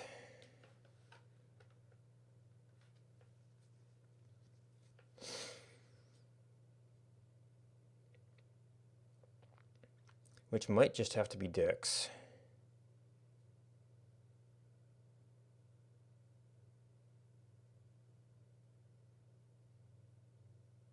Because by biome and by object ID.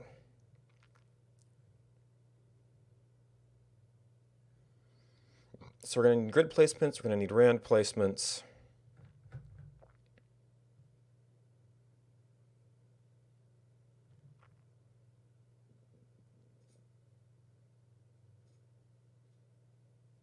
And that's not even going to be able to use the same structure as our final thing.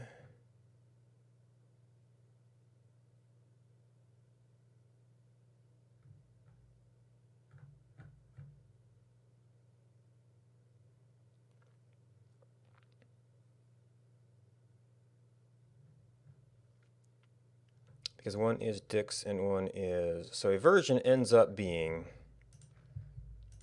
the start, the biomes, grid placements, rand placements, and we actually need the object properties in general, which were just like blocking radius and moving and wide. Actually, whatever did happen to moving, is that...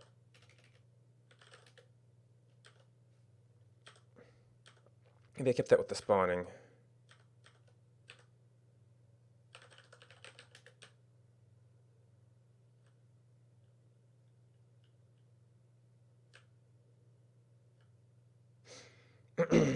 For each version,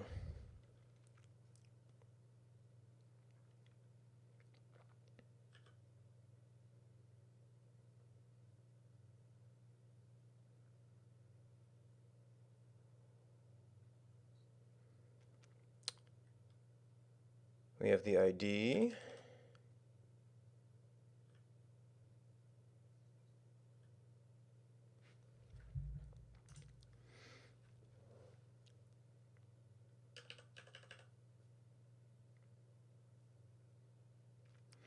We have the biome snapshot.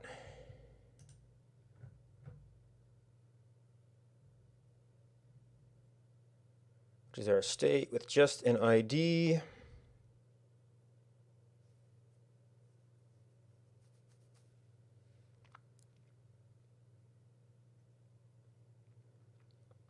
Biome.objects.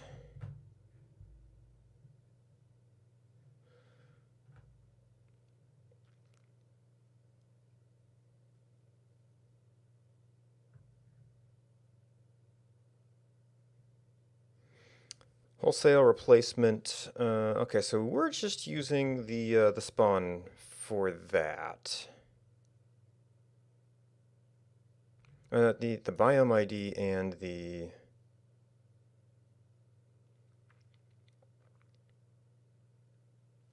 spawns.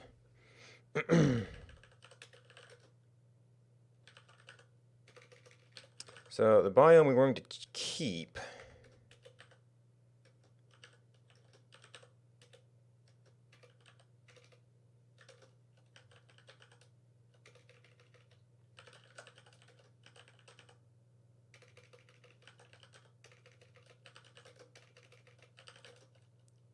It's going to be a list spawn.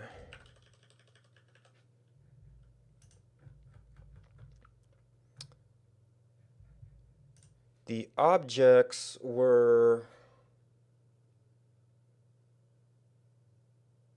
We need to be able to look up for an object ID we've generated. Is it a wide thing?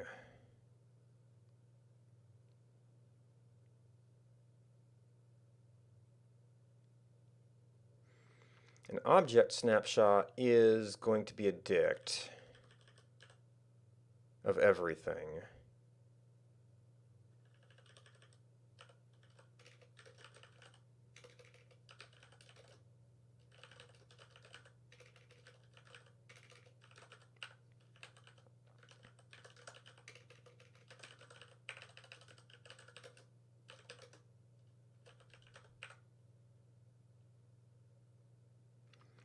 Except, well, that did have the wide shorthand.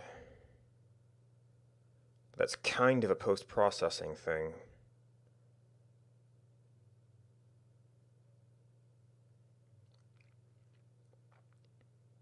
I mean, I guess you could still do that as a post-process step.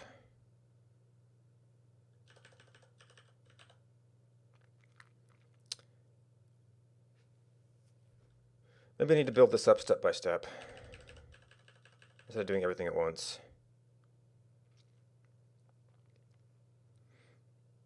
So if we just have version,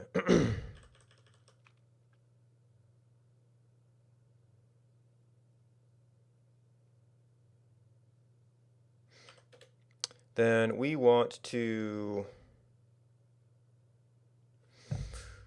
What do you call this? We going to turn a bunch of version changes into complete versions.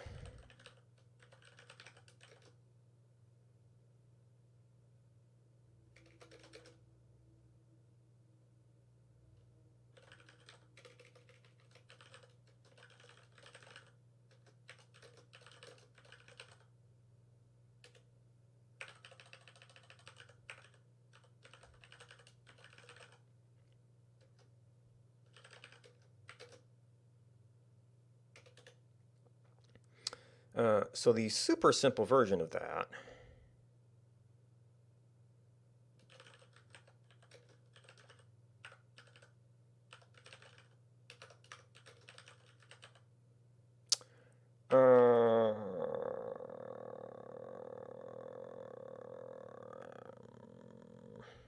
how does this work? We need to kind of keep a rolling snapshot of things.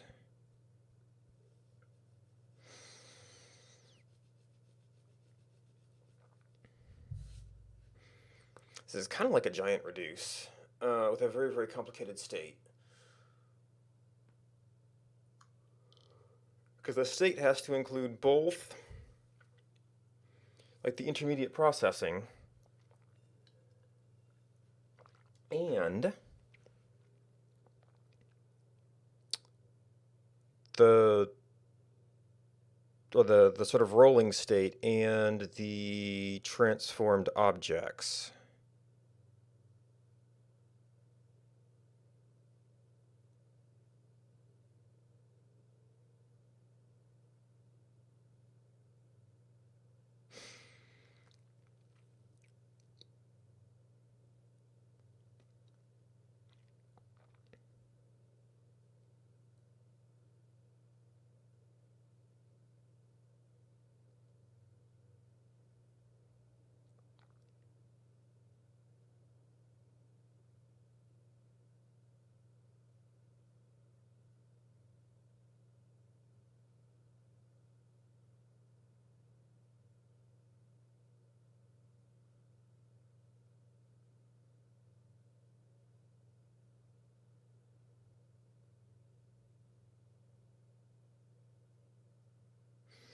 Alright, well, I need water. I'll be back in a few minutes.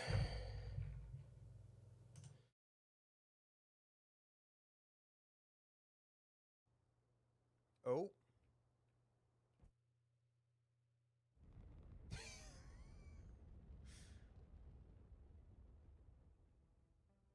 A little zoomy zoom there. It counts as a landing site. Oh, gotcha. Right. Fahrenheit. I live in a country that uses ye old Celsius. So I was like, what? But that totally makes sense. 100%. Okay, let's get liquefiable stuff. This is ice and snow. Copy your settings over. Like that. Participated in doing carrot farms so far tonight, and a big part of that has been that this game's really goddamn overwhelming, and I just didn't know what I was doing. But there's a lot of... Okay. If I like aim the camera down at all of that, she's been coming into the room, hitting me, throwing things at me, and hitting me with a whole bunch of things, and bringing me so much food.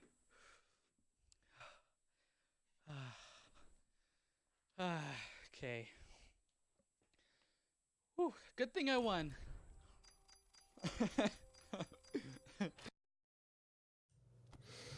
Alright. Welcome back. This sort of like cumulative version update. Or cumulative diff application where you need all the intermediate versions.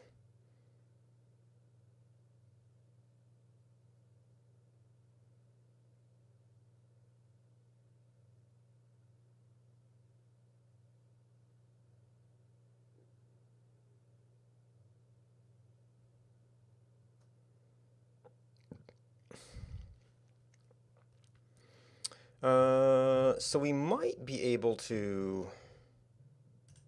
Well, okay, so the first version of this, which won't actually be able to do that, is just we turn... we're taking... I was thinking, oh yeah, let's extract a change to version function. But that doesn't have any of the intermediate state.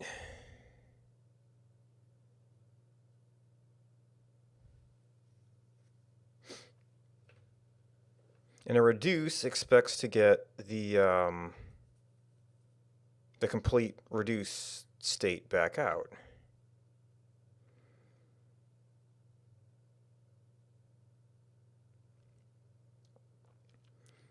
So I need something sort of like, I mean, not map reduce in the traditional sense because that's like a two-pass thing, but like an actual map and a reduce. Or maybe like have to do a two-pass thing where you turn it into one structure and then... I mean, I guess the snapshotting is sort of implicit.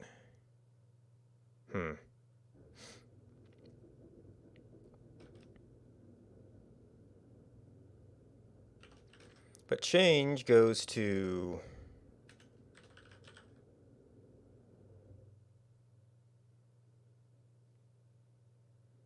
Is shorthand really appropriate for this?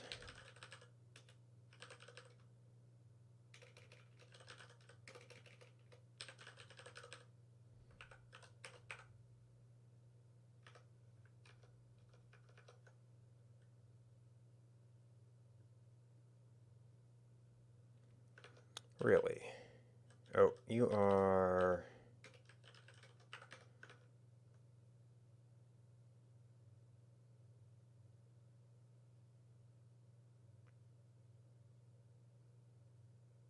Oh, I missed a version.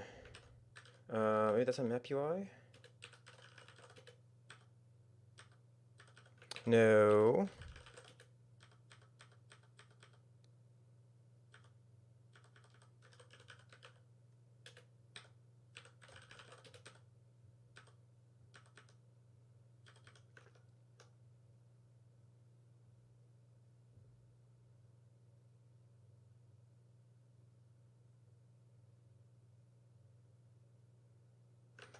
Seems to be in the decoder.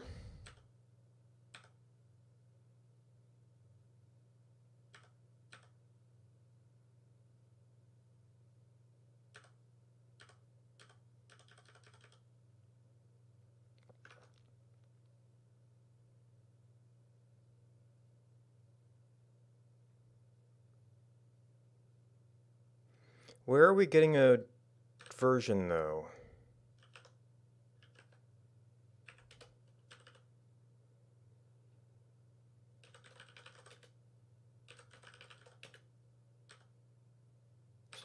There you are.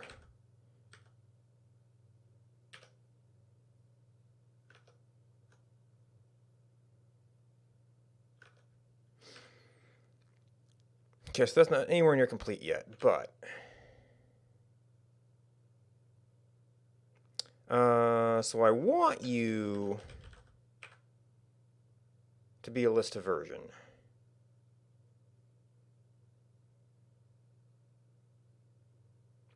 Our decoder is going to give us a...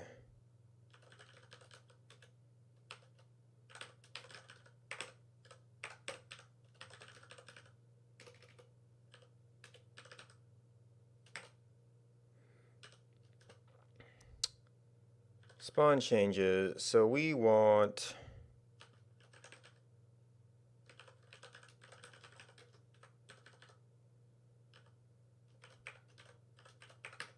that.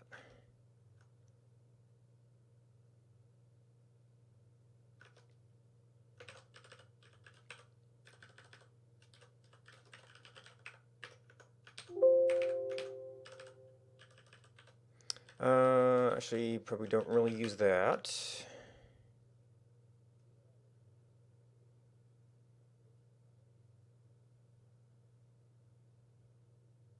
Hold data as data.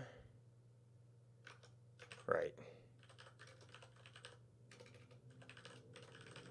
Alright, so this is turning into a lot more than life server arc.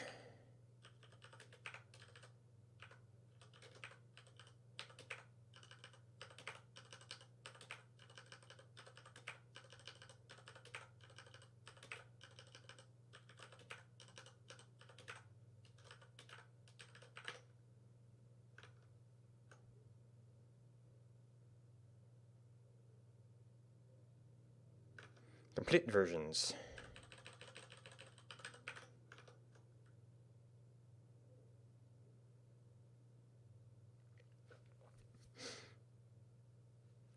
Alright, completely putting aside the hard parts of this.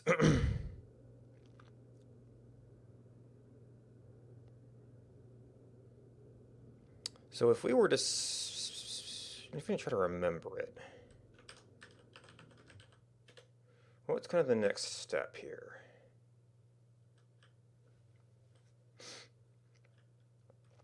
So we need to have a state. We can't really do removal until we do adds.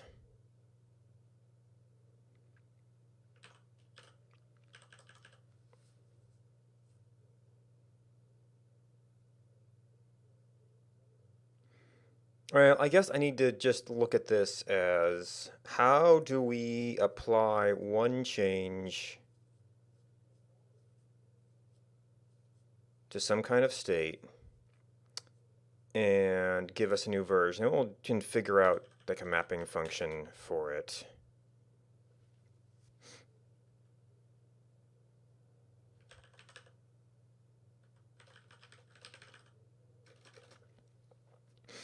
Alright, so if we think of like list.map, we apply a function to a state. So this would be a version change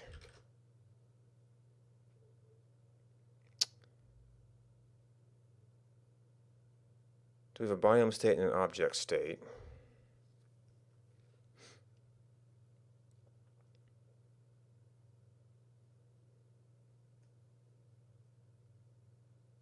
I guess the first line actually is object state. So our object state is going to be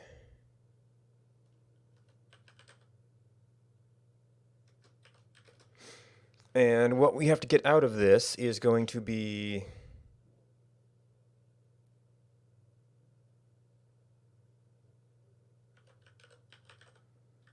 a version and a dictant spawn.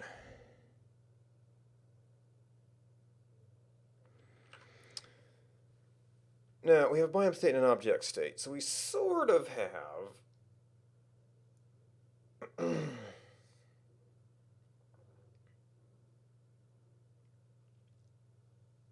a compound thing that we only use internally that you have to pass in and you have to pass out.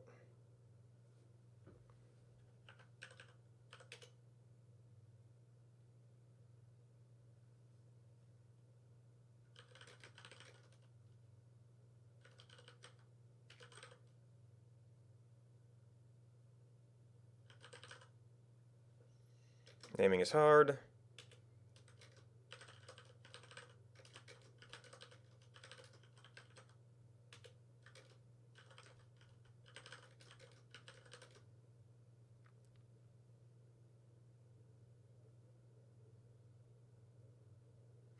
How do we care about indexing on biome state? Kind of, but an array would work just as well. But an array here really isn't any different than a dict. Well, maybe except for iteration methods. I think even dicts have iteration methods.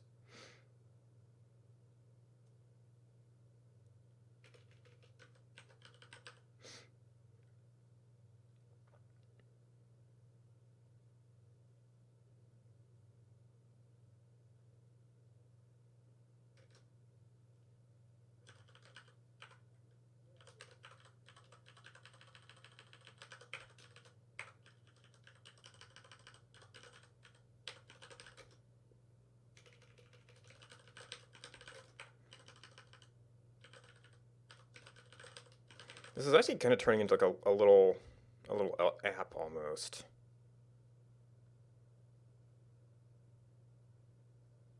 This is our update function.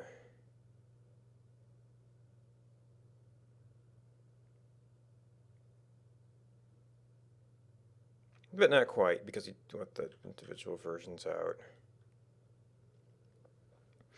But I guess,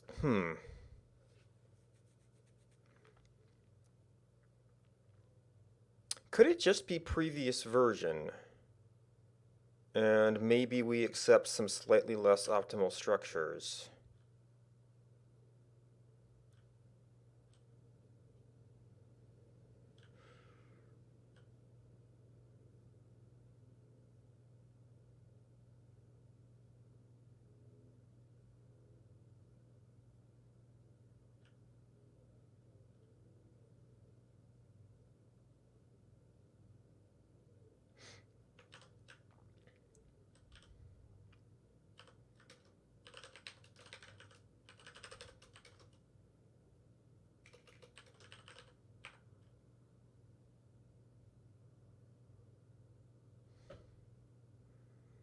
I mean, I'm kind of getting ahead of myself again.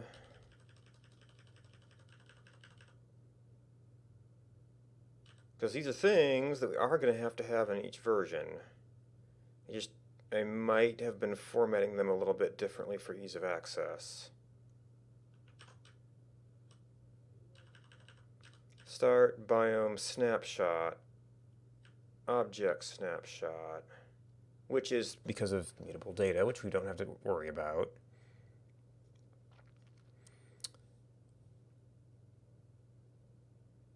So the biome snapshot, biome.objects, biome.objects.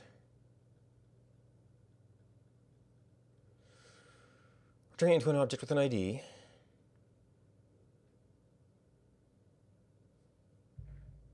Which we sort of got that. So if version, if we start, well, if we only had the things that got added in that version to start with.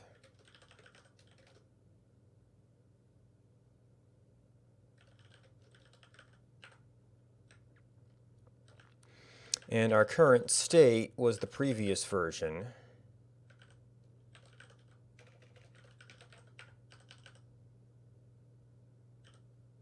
and then returned a new version, it still wouldn't fit a straight up reduce. Unless there's like a reduce keeping intermediate results.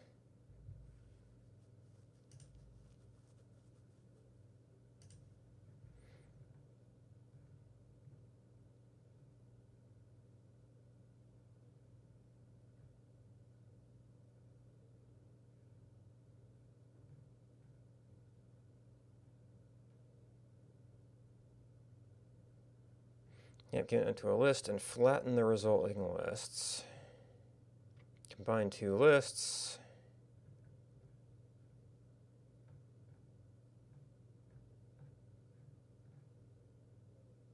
No, it doesn't really seem like there's a...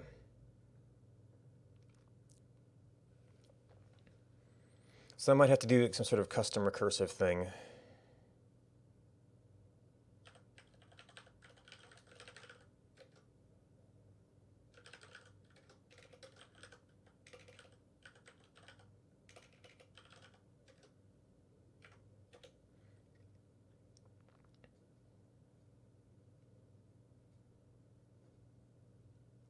So the thing we want out of this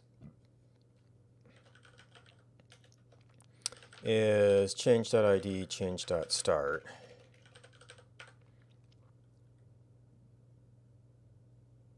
And then I have to do this, figure out how this works, given a signature that might work. Now she added this.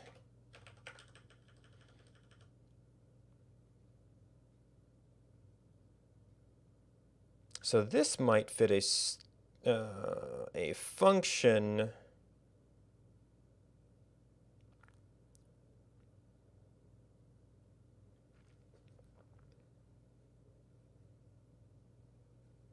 an initial value and a list to apply it to.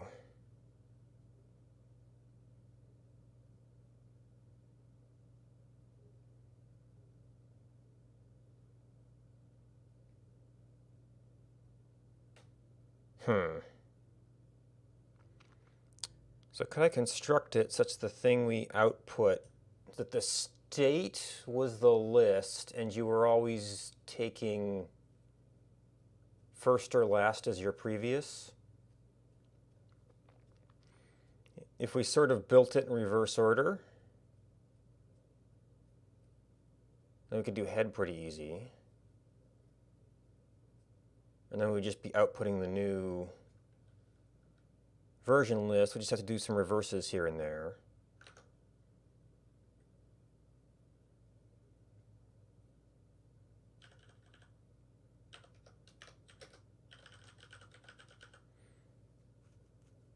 Or no, do we... No, we still want to apply the first change first. You're just going to end up reversing the list as we go. Oh, because then reduce the list from the right, from the left. So that's actually sort of building in part of that. So if we have these in forward version order,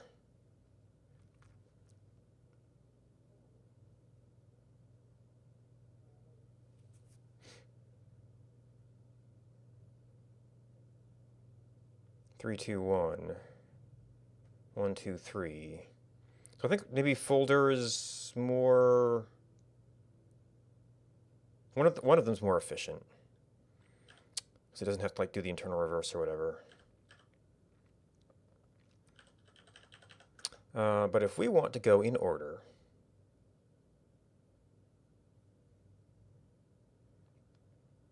that's fold-L.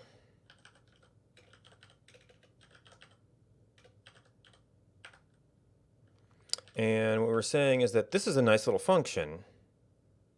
Well, maybe we put a little wrapper around this, because this is a very nice way to think of this.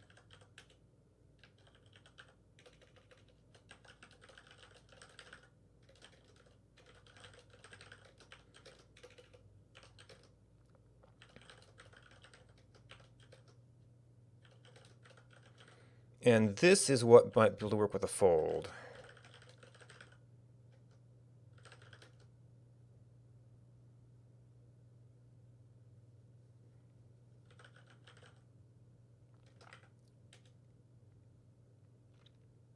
However, you have to consider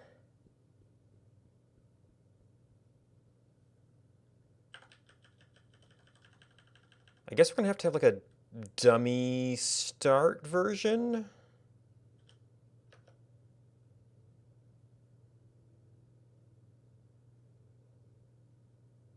Which I could just as easily put into the list.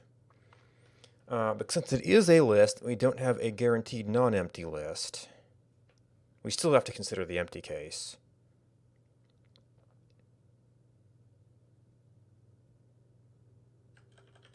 All right, we want to end up doing that on change and something. And the result of that has to go on to you. Now, this is not set up to accept a maybe.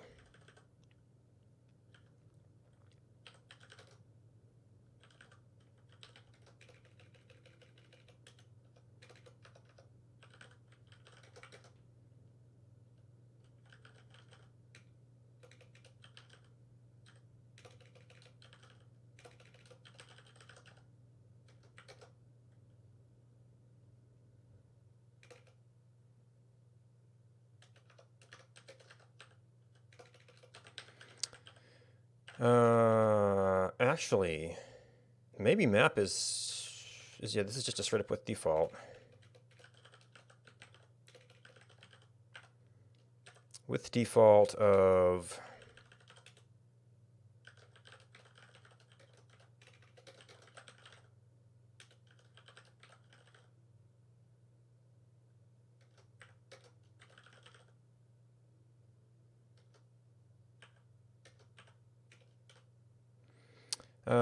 time dot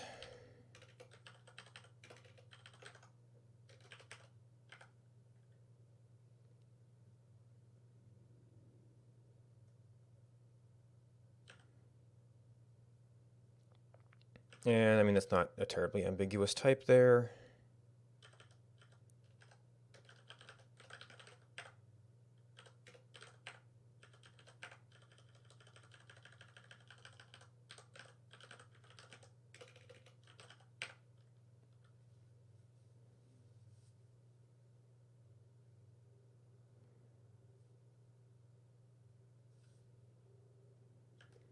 And then you can be add version change with an empty list.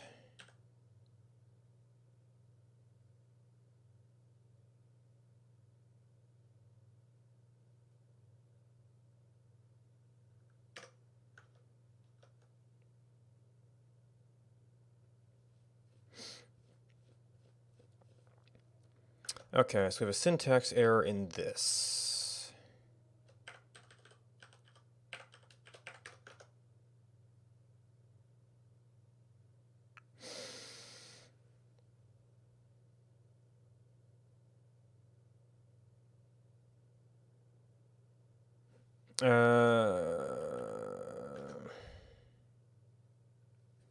Expects a maybe version.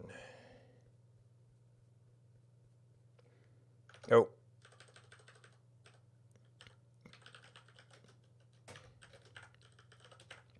For that style. Okay.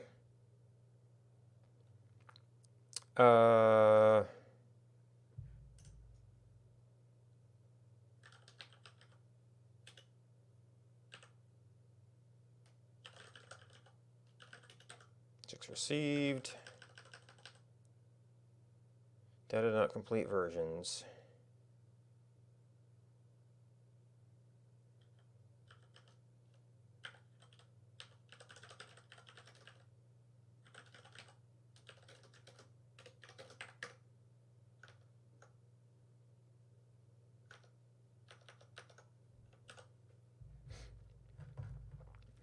Okay, not super exciting yet.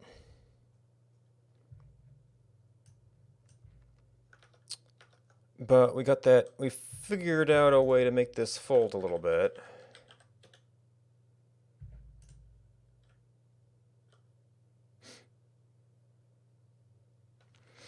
Alright, to do something interesting with this.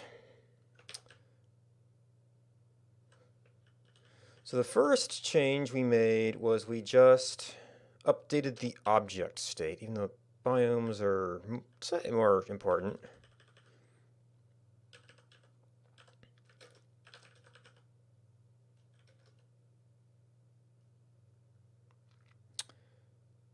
So what we're doing there is yeah, these are always going to be a dict.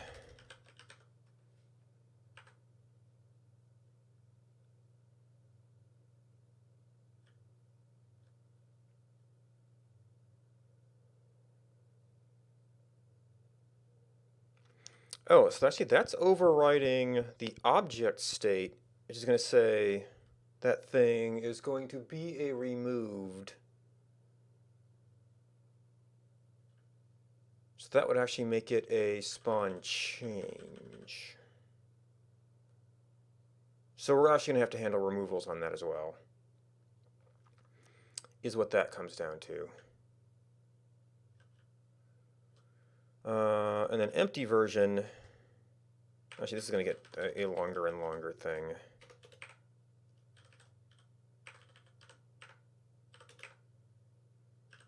Actually, I might want to do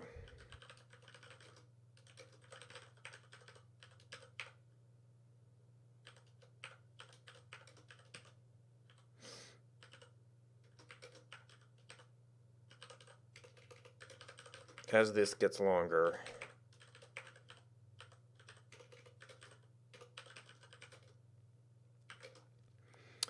Objects equal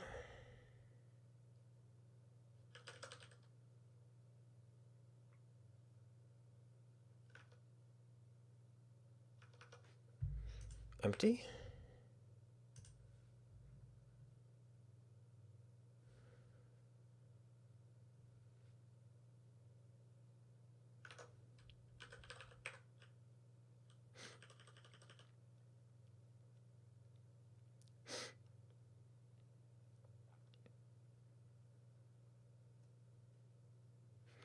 All right, do we need object state in here?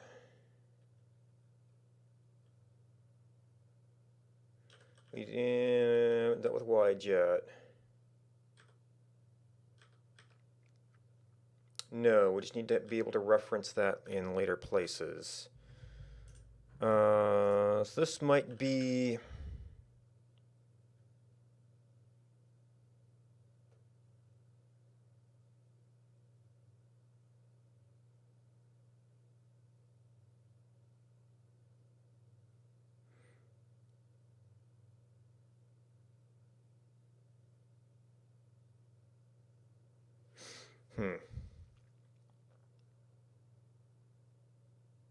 Yeah, one's an ID map over everything.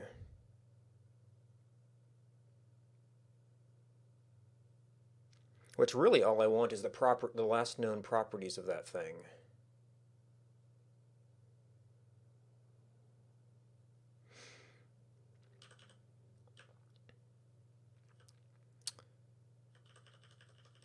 Wait, is this a... No, this is applying a version change. This is also going to need like an apply spawn change.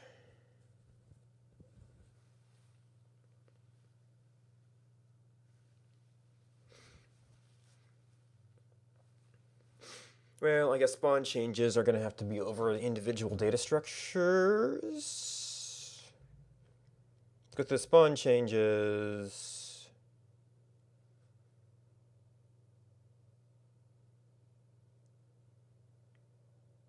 Wait, did I get this in the wrong place?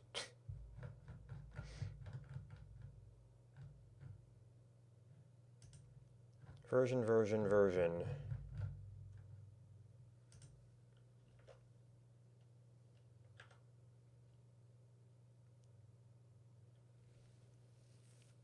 Maybe. All right, because the object that was changed is what we're parsing there. Okay, we appear to be in caps lock mode.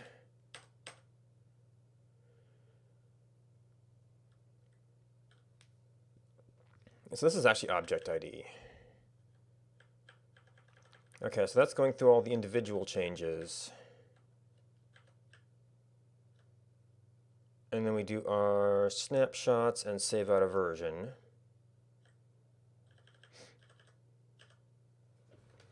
So that's the things that happen for each. That could just as well be parallel iterations.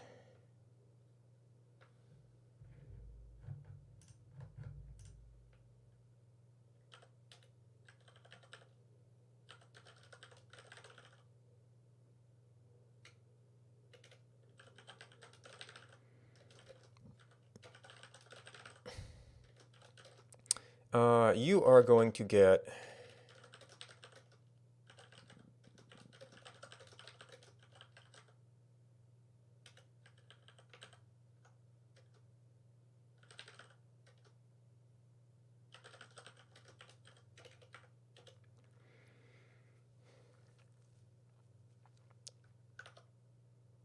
now, how does that work with dict iteration?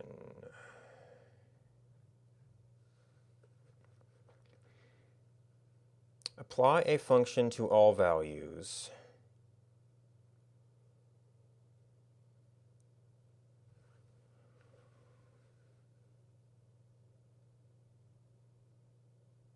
Key value pairs from lowest key to highest key. So that's going to apply that list to other things.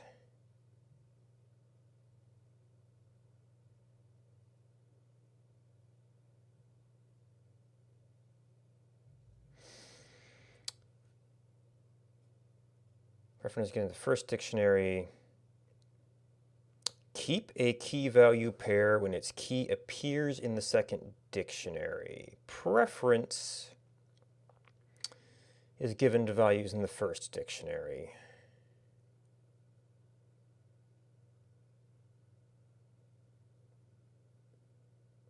That's not quite what we need. Well, it's sort of a diff union. This might be... If I transfer the changes into a dict,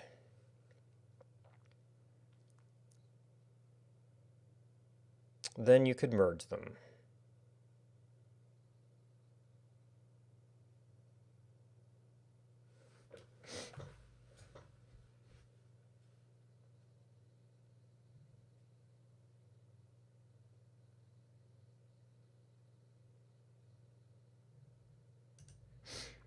Otherwise,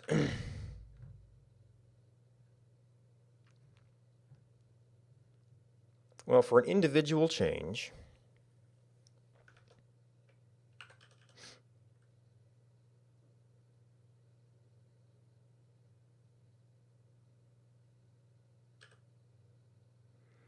this is a, for an individual change, it has an ID.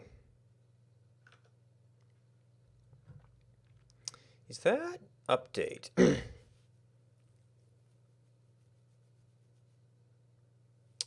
That is indeed a maybe.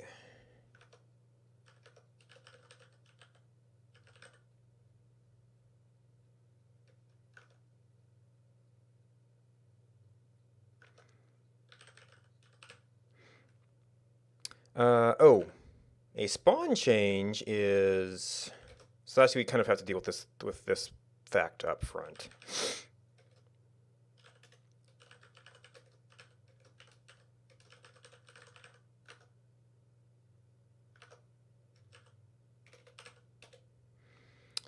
And otherwise, it's going to be...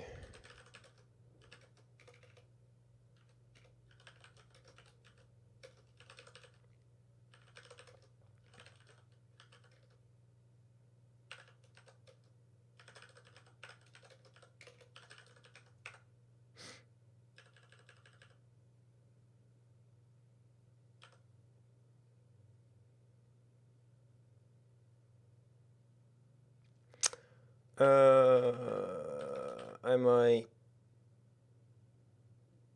want to be doing this again. We should have a type declaration on this, as this gets more complicated.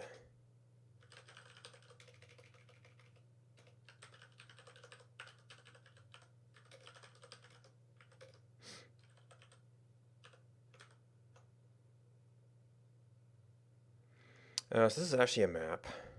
Oh.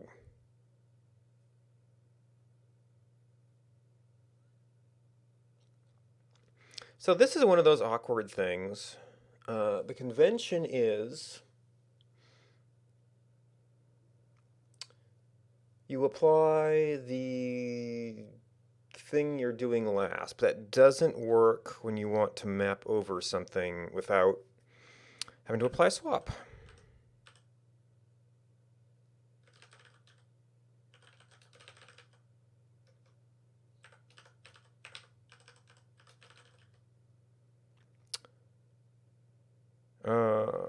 So what are we doing with you?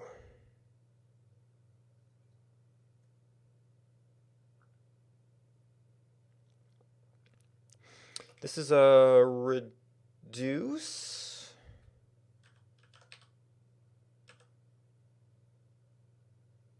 But that gives you a new list.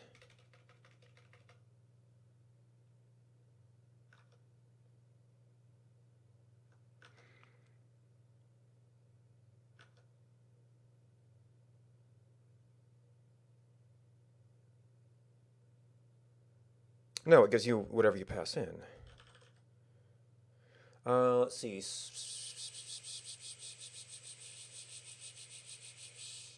No, actually, full del is the faster one.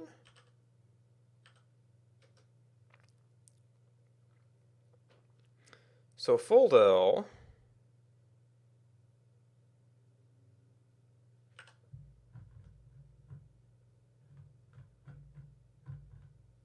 is the function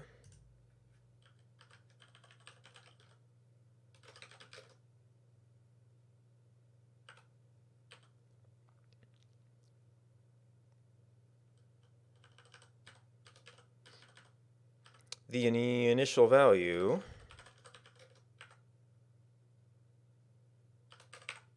and all the changes.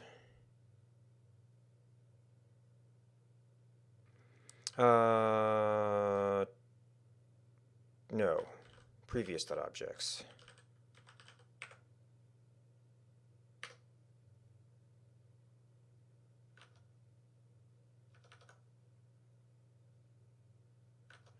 Oh. And I guess really get rid of that.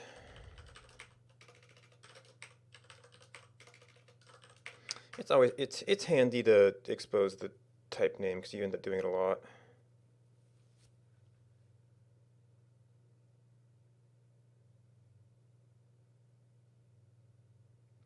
Linked it spawn. Insert call produces.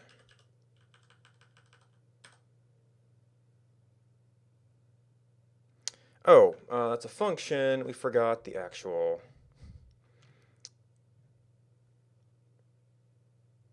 v.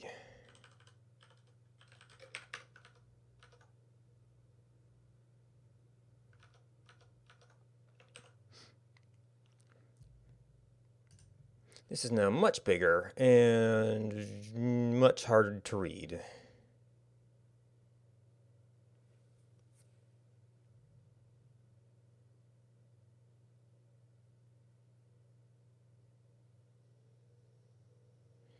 Unfortunately, I don't know of any way to simply encode that as just a JSON value that I could throw over and have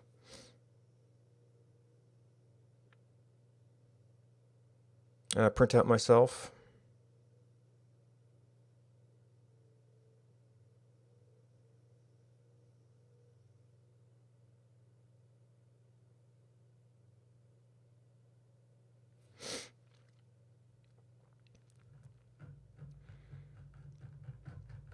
But that seems not unreasonable.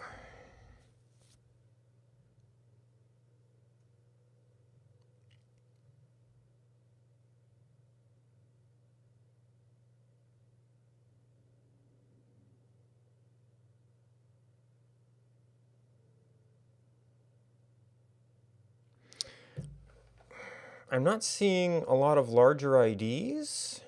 It's possible that we do have a inversion problem here, though. Oh, yeah, well, yeah, there's version ID 271.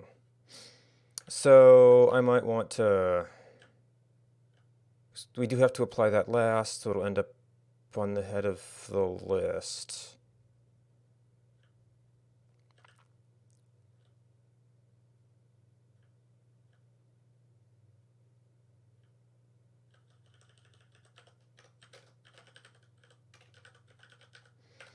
So we're going to end up wanting these sorted by version.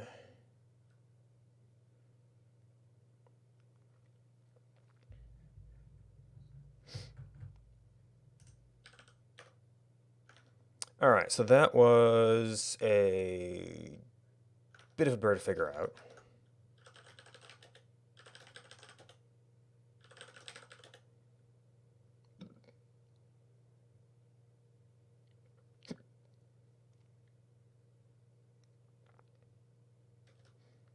I was going to do a pretty print for that now, just to make that work nicer.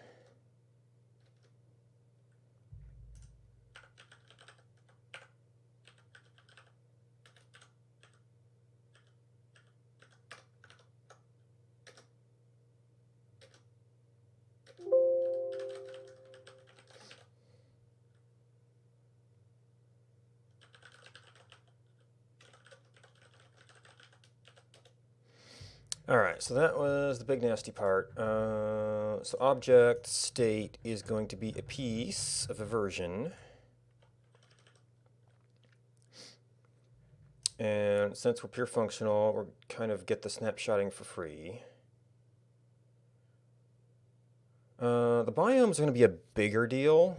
The grid placements are kind of what we're moving towards.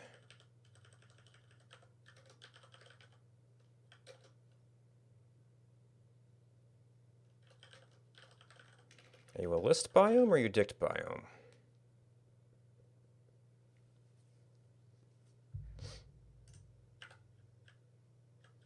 You were a list. That's because you were an array, really. Because we need to be able to check if a particular biome index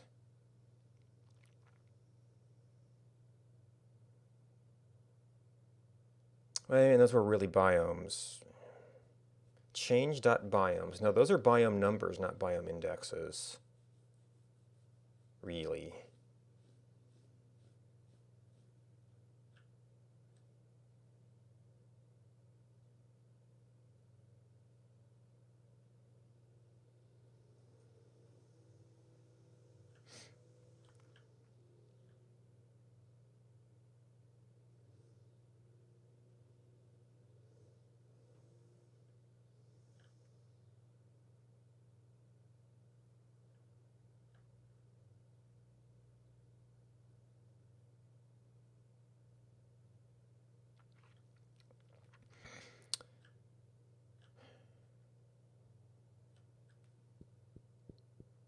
Should that be a dict or an array?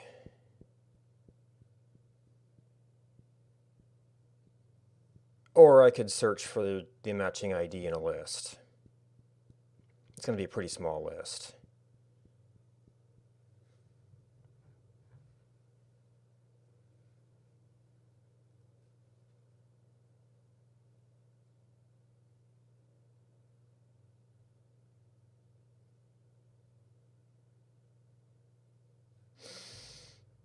What's the code going to look like? So we want to go through... We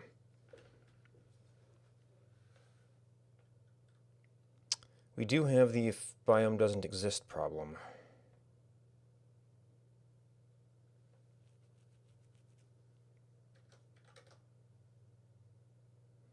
It would be kind of nice if it looked like this.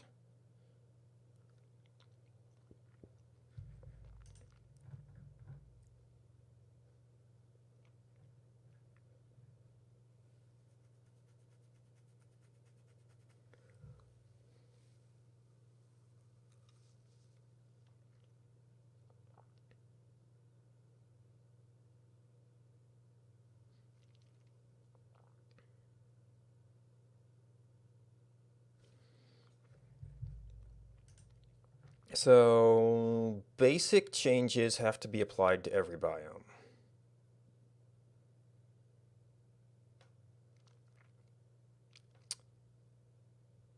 But if it's an addition to a previously unknown biome, that needs to exist.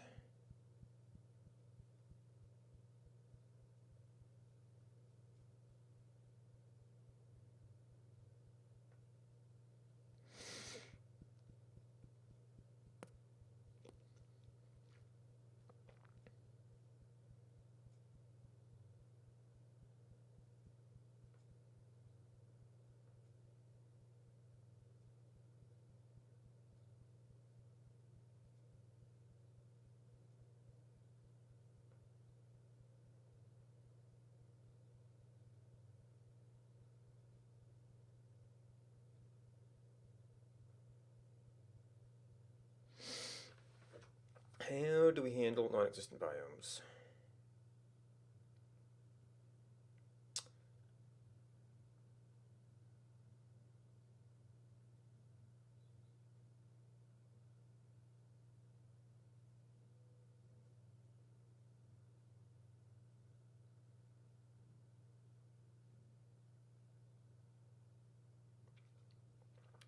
We have to update the existing biomes and then add to that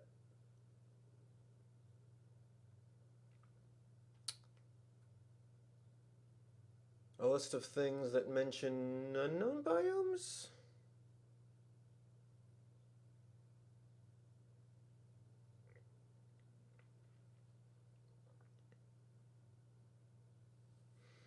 That would involve partitioning.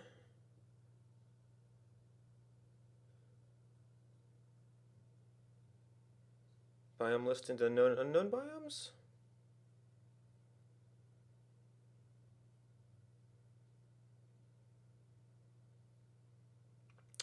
If I did make biomes a dict,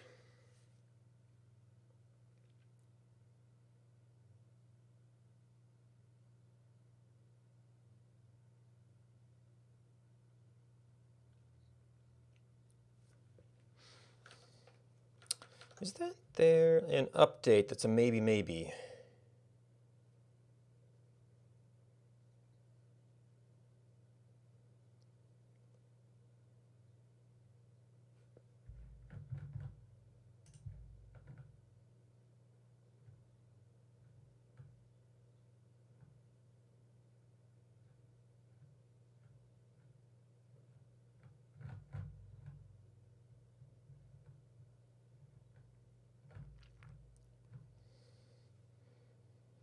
Push append slice get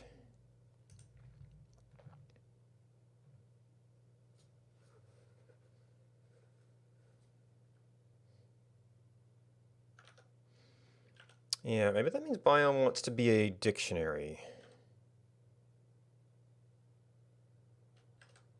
Or biomes wants to be a dictionary. So can we still do... Well... It's applying a spawn change to a biome.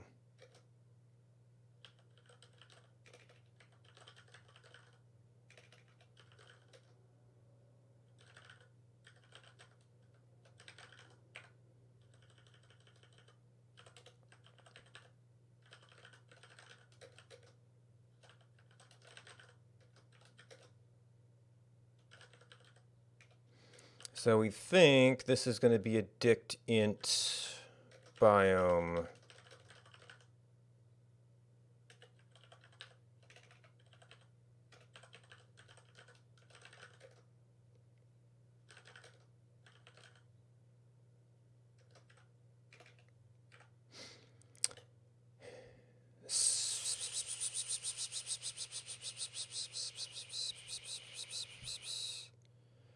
No. Previous dot biomes. No, yeah, it's a dictionary of biomes. So a spawn change is a list of biomes. Well, a spawn change doesn't.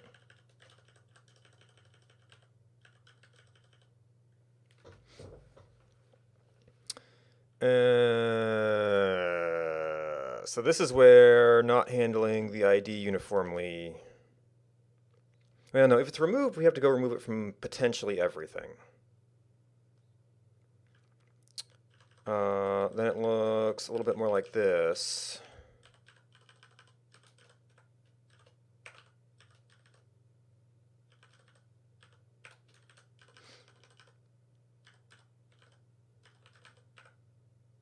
I know, this is biomes. Oh no, this is, we have to apply this to every dict entry.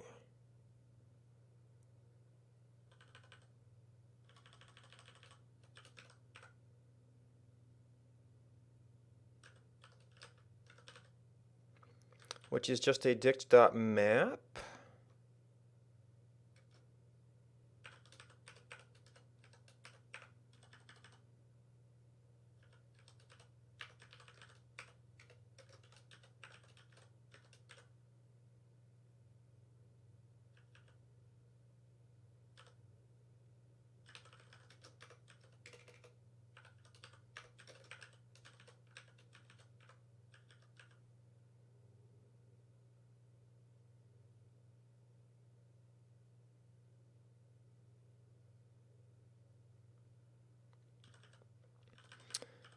If we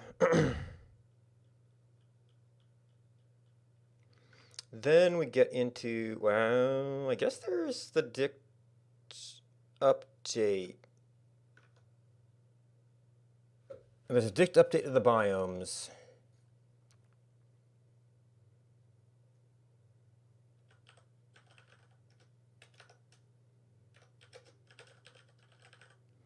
And dict update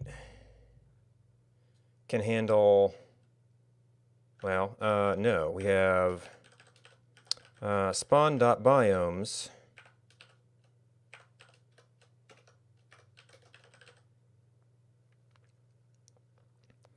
What do we do with you? Just fold again, because we're updating the dictionary on every step.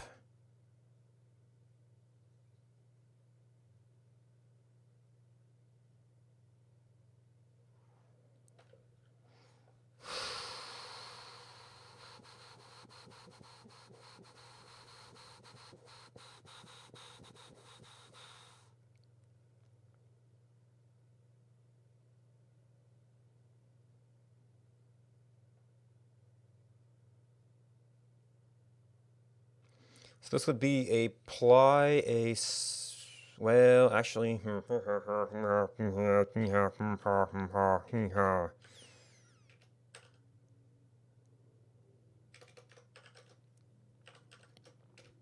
apply an ID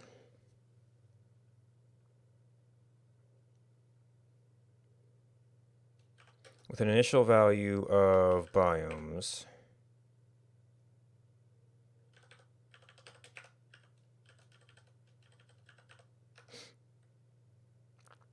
And then dict.update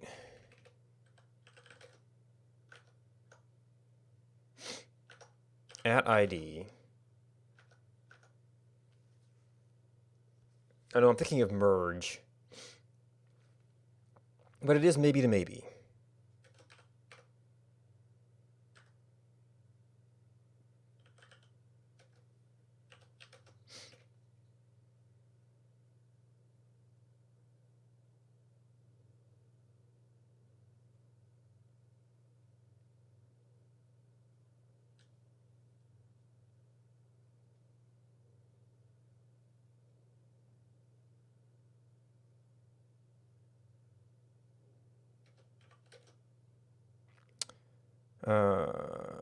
Oh, no, this is going to be full dull.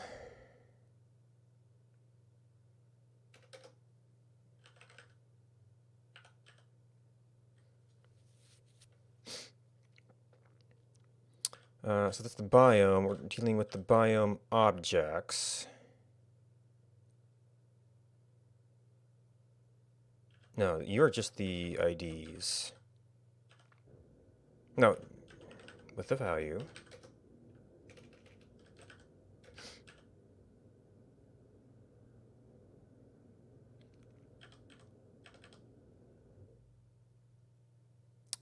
And you are either going to be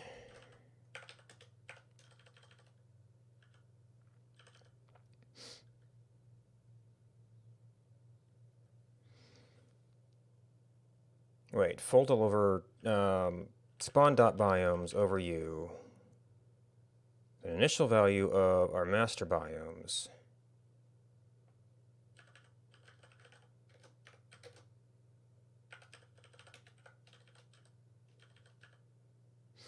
I kind of feel like I might want to extract here, just not quite sure what these look like yet.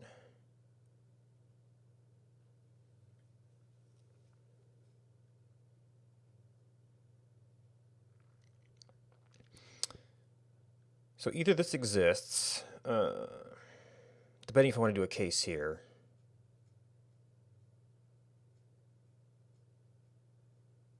I guess these are relatively different.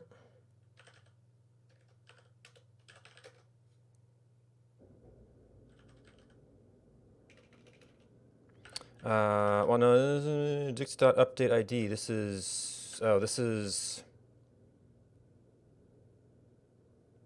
and this is biomes again?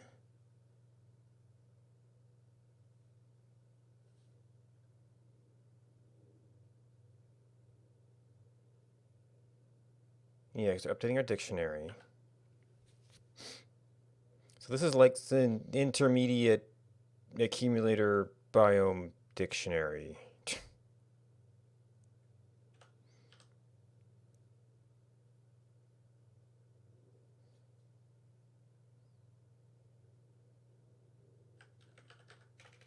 I don't even know what to call this.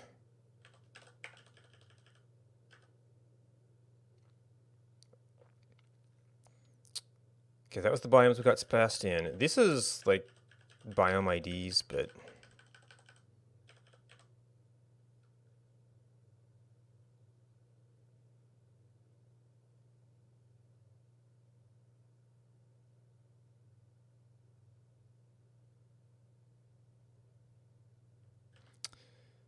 so you were going to be, we don't have anything called just biome because it's an ID. A maybe biome.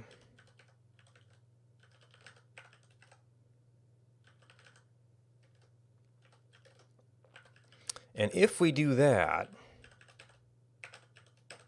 then we have to update your objects.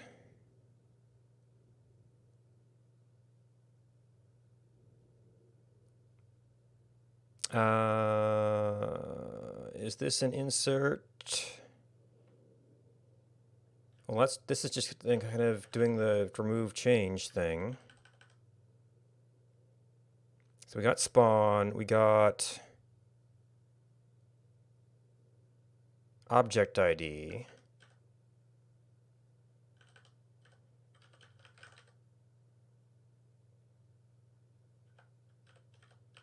And if it's nothing, then we have a brand new... Oh. This is kind of a maybe map because we still have to return a maybe.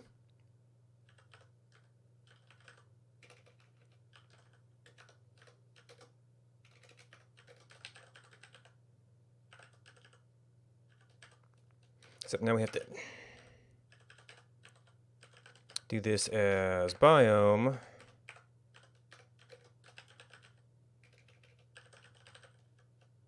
And now with default unmaybes it.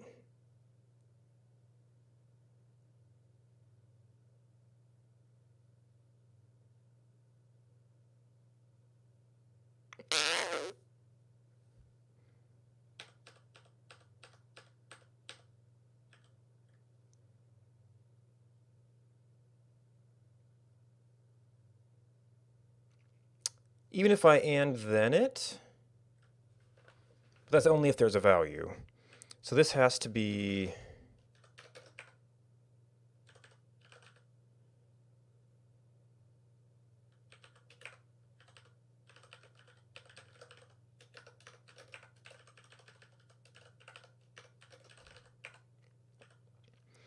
just, and then this is there a comparable V?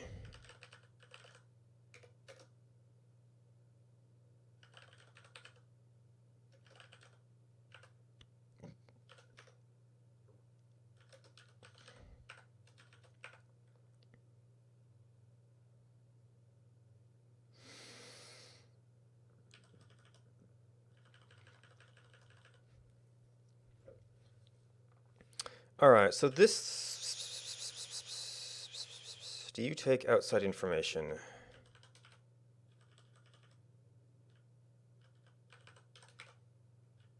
No. So this might almost be more like apply biome change.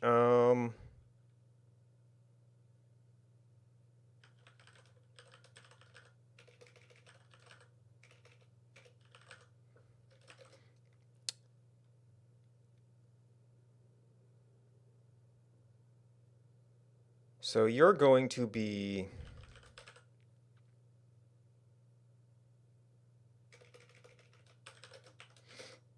int to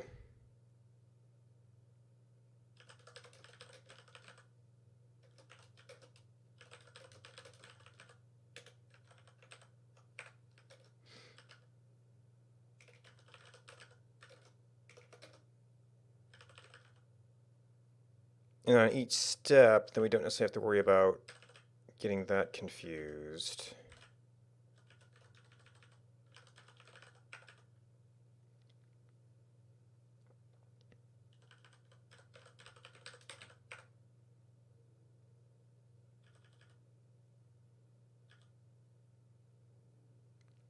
Oh, we do need the actual spawn, though.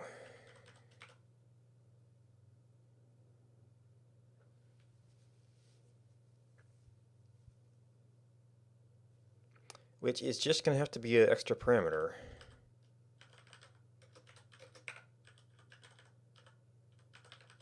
That gets curried in.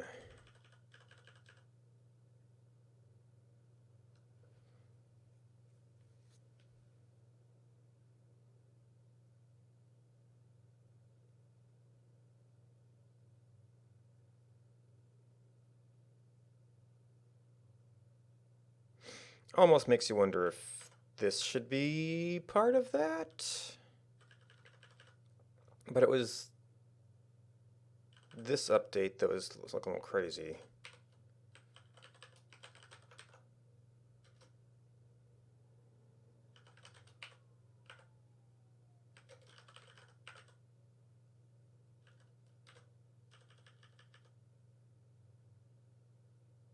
Wait, biomes yep, should be part of this.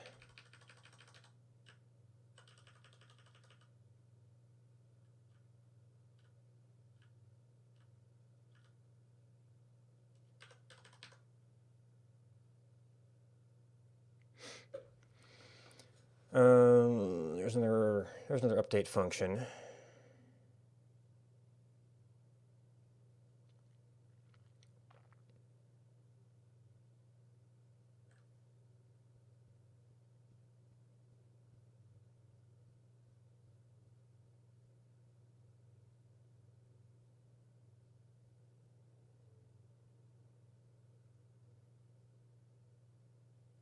And this is only if there's an actual spawn, so that's why it's always adding.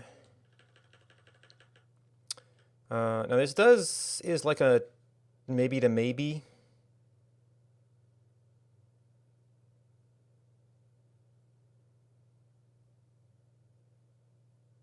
But we don't have any biome IDs if we just do this. It doesn't say what biome it was removed from.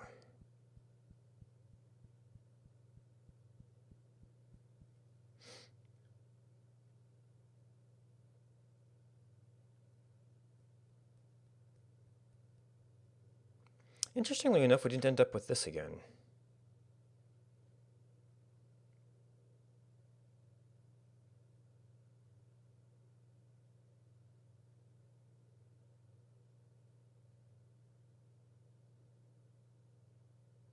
Because we have to handle for the case where we're actually inserting an entire biome into it.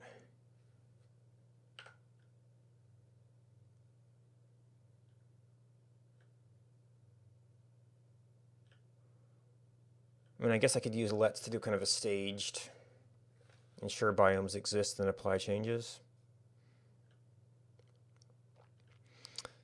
So I was sort of liking how things were turning out until there.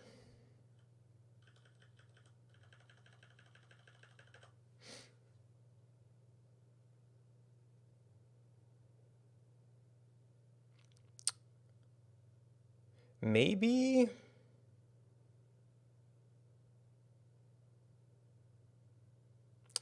I shouldn't track the biomes separately at this stage. Because you could go back through the objects and like kind of rebuild the biomes every time.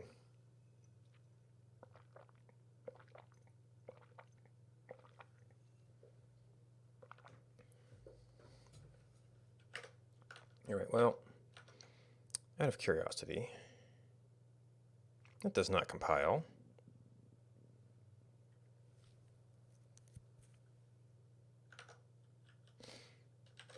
Yep, I always forget that.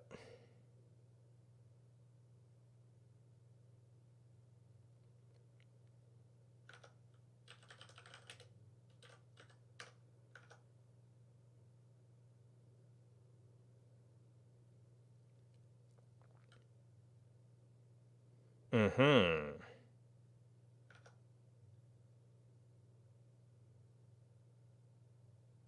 Ah, well, that is quite accurate.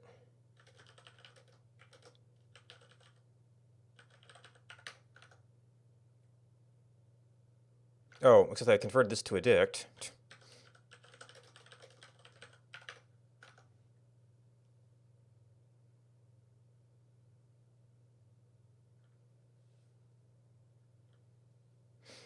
Oh boy.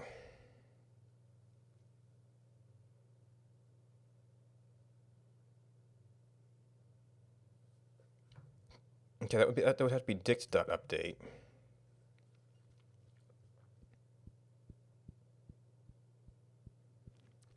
Maybe objects to spawn.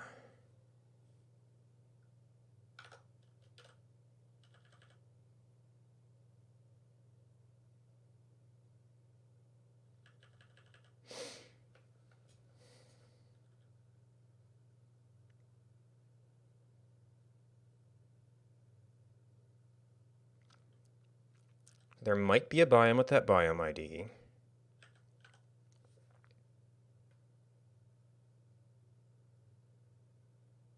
Oh, this is biome.objects.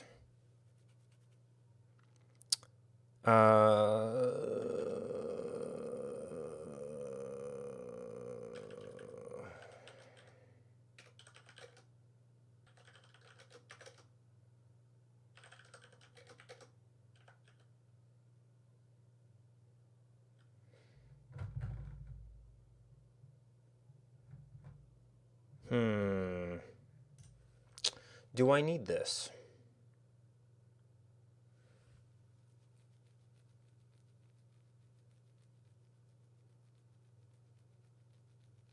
I had it before. Might have to revisit that.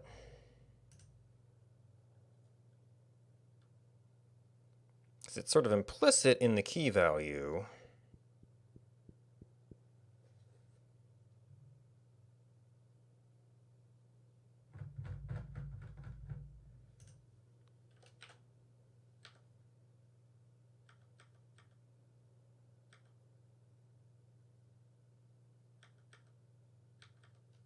Right now I don't.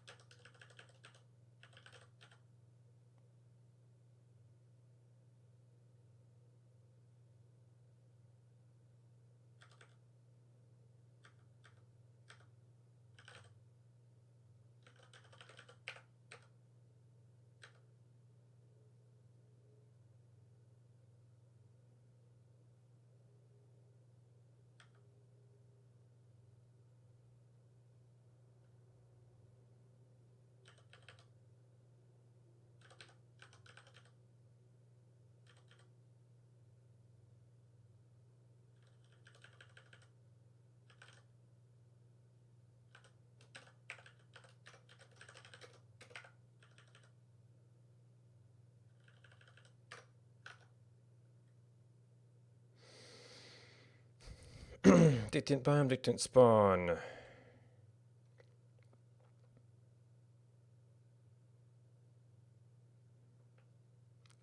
Piping into a function that expects. Dictant, dictant spawn.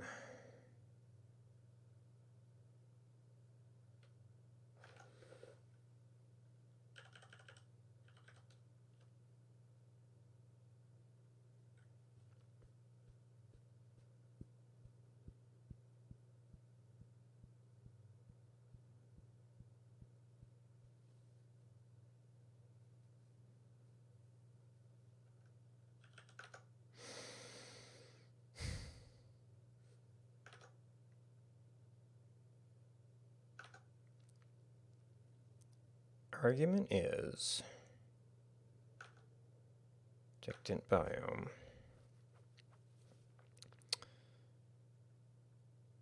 Oh.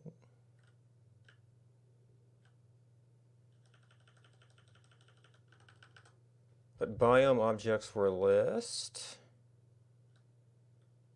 It does end up having to be an ordered list.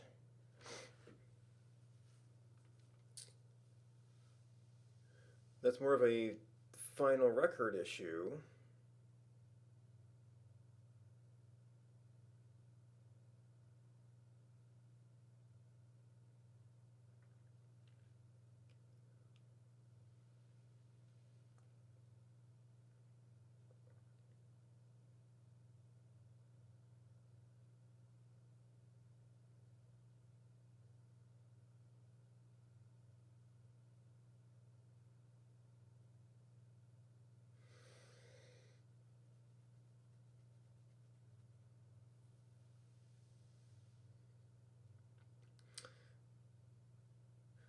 Yeah.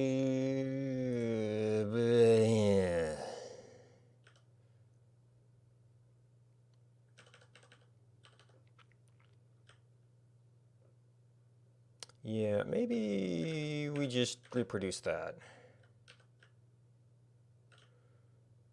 Rather than changing the biome every time.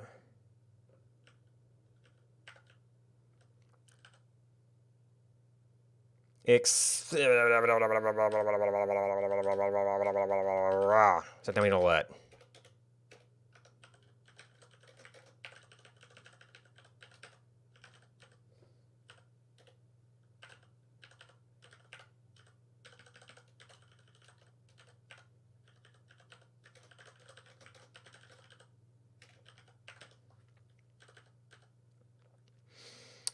All right, so that means that we have to go through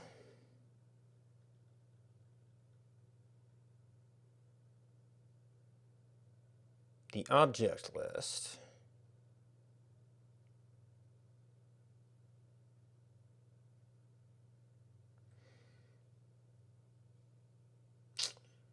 Shoot, you needed a complete list of biomes for this.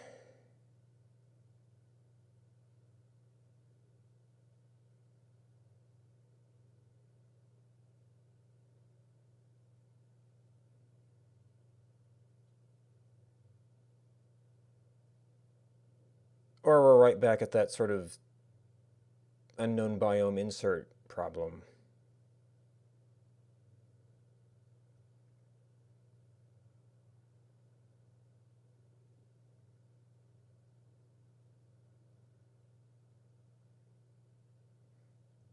So now we're at another iteration just to get a concise list of biomes so we know which things to filter for.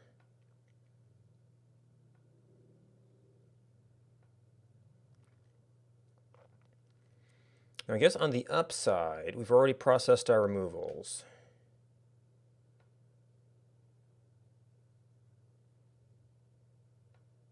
So if we had addictive biomes, it would be iterate each object, iterate each biome.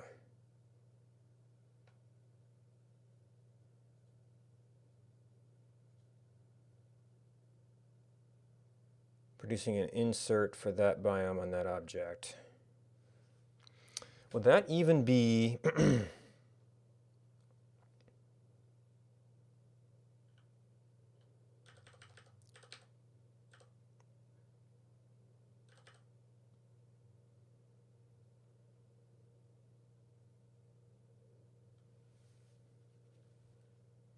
That would just be an omnium. It would be an empty dict.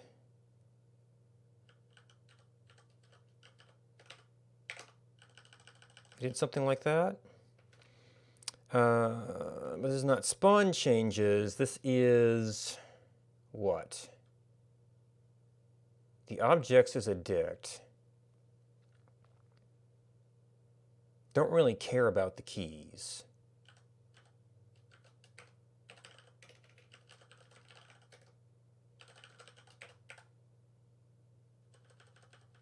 Well, you probably can dict map things.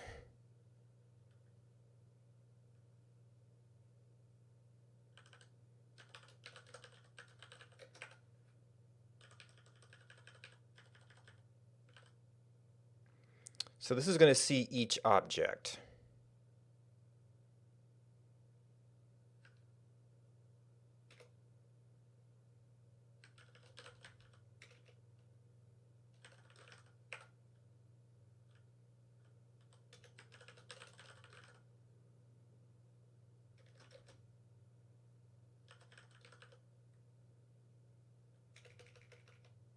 Or each spawn.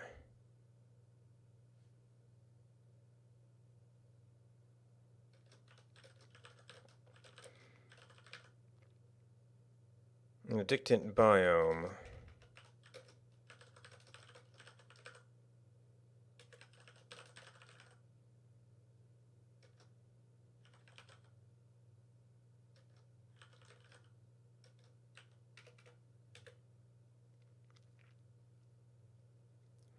And then we're going to go spawn.biomes.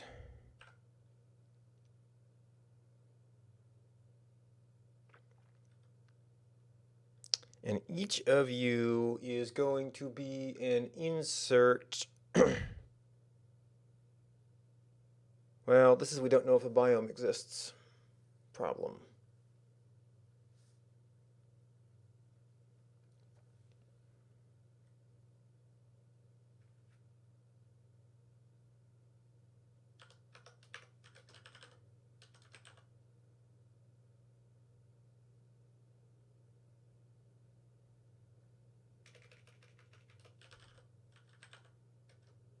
So this is our biome ID again.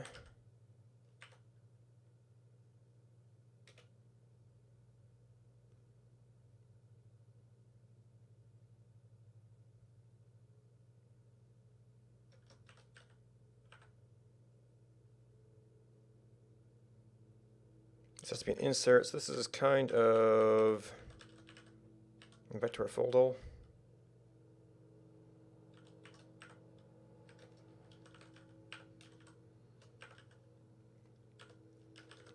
This has to be a dict dot. I mean, this should be a straight up insert. No, on the biomes, it has to be dict dot update.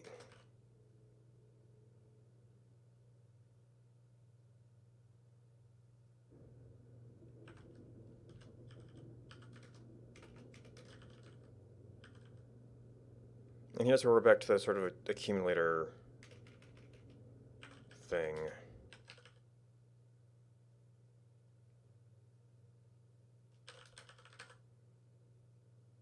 If we break this out, all we get is a, well, we still have to have the spawn. A biome ID.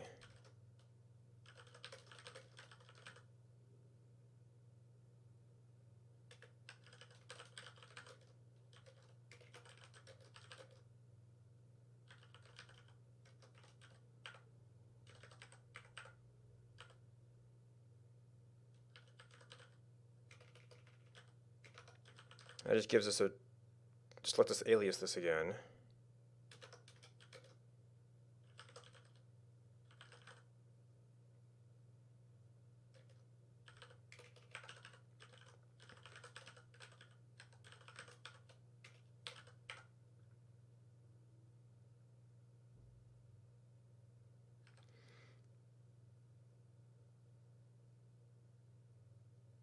This has to handle that biome doesn't exist. If we pre-calculated the list of biome IDs, we could know that everything exists.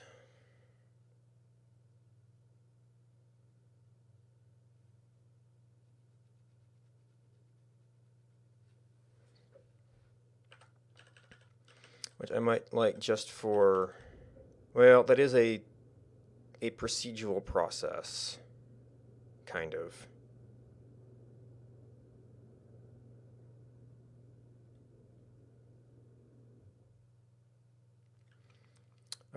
Wait, so this is objects. Oh, no, that would have to happen at this level. If we go through objects, get the list of biomes.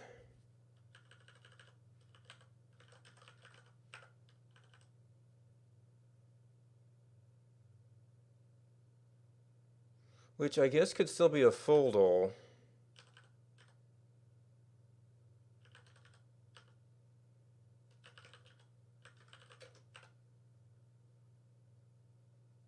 It's really more of a set.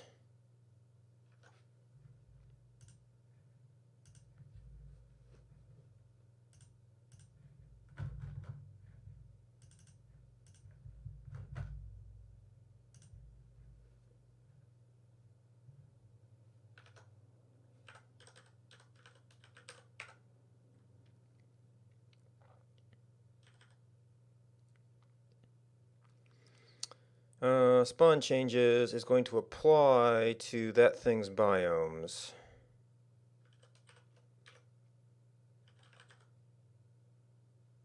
Oh, this is the change. No, this is going to apply to objects.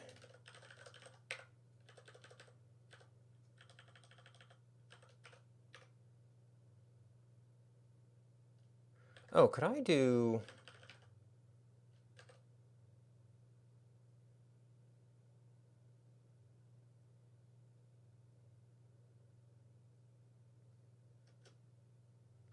That is going to be a list, not a set. So arguably the biomes is a set, but I'd have to do some transformations to decode it as such.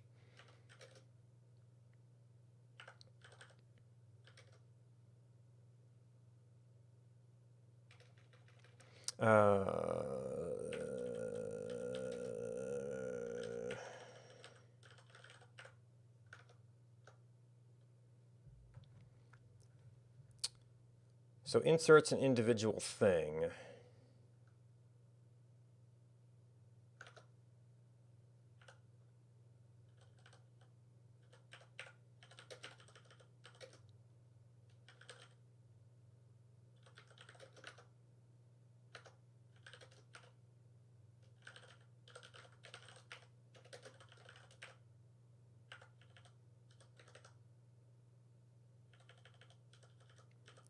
Okay, that's just the wrap.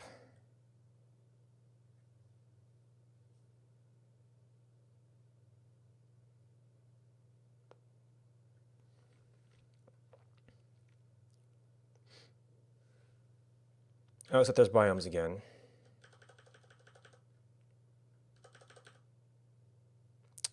And that's going to be like a biome set. Then for each of those, you would go through... Each of those would be an iteration through the list of objects to filter out the matching objects.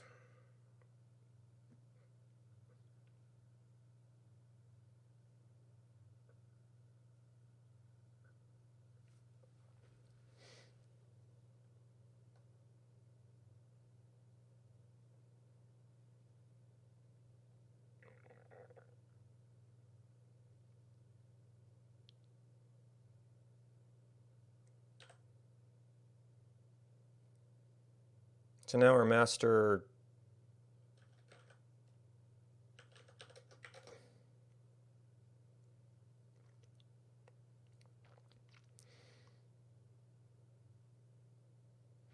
I guess it's going to result in a dict insert.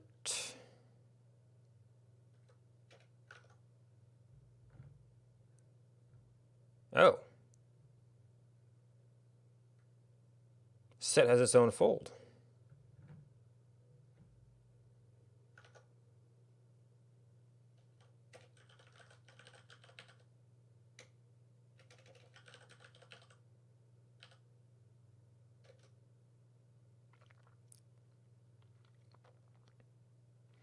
So this is going to give us a biome ID.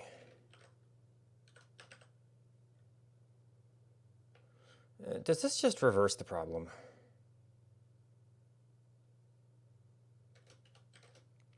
What we can do is we go through list.filter,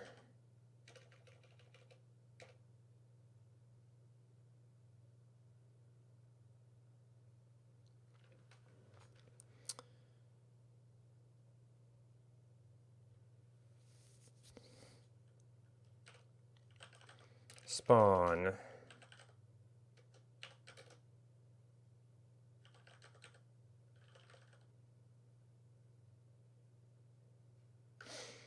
our spawn.biomes, it's like a list member.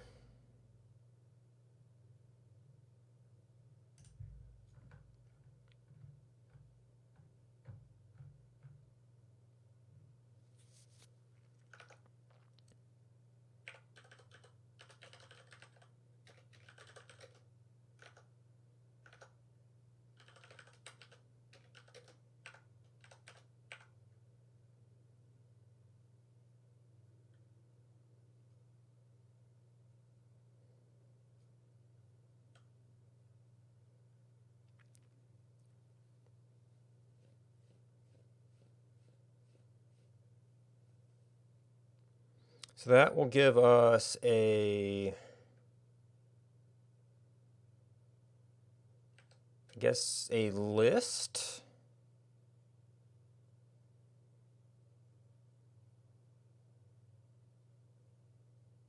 And if we do dict.empty,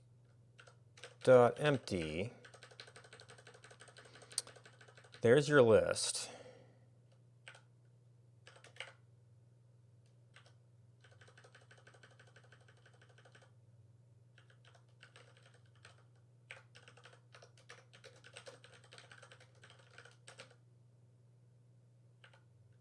All right, this is a fold.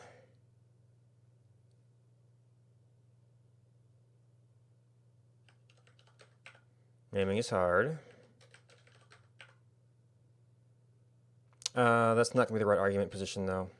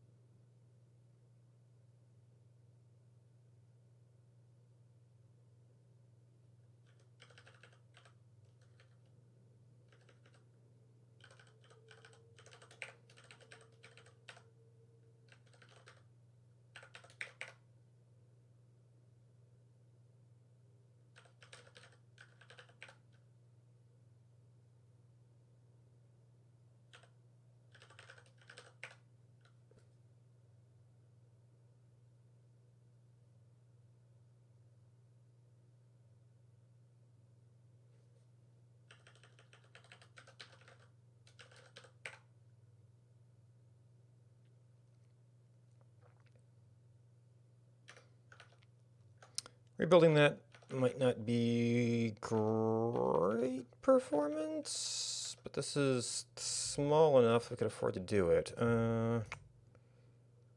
Update biomes. Did I leave some stuff? Yeah. Not really using anymore.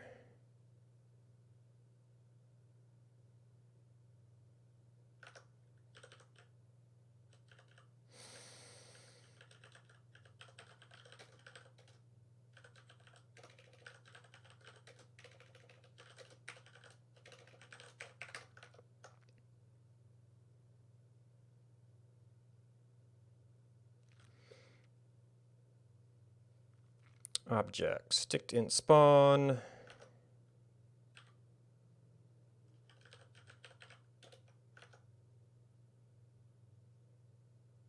Different foldle. Okay, biome set.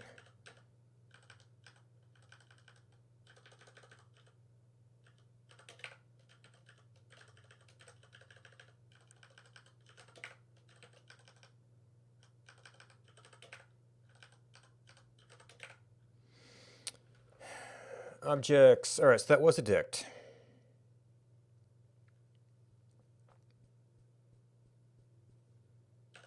Dict doesn't have a foldle.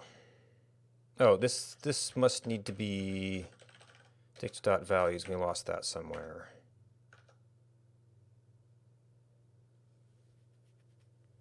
Got 5 instead. All right, so this all needs to be parenthesized.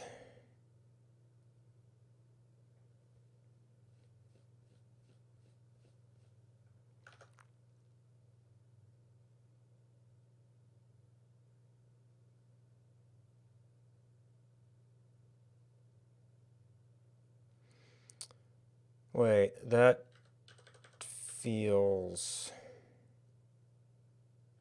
Let's not filter.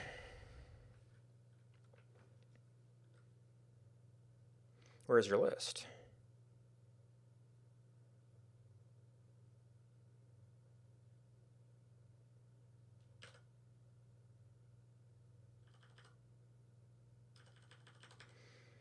So this is going to be on objects.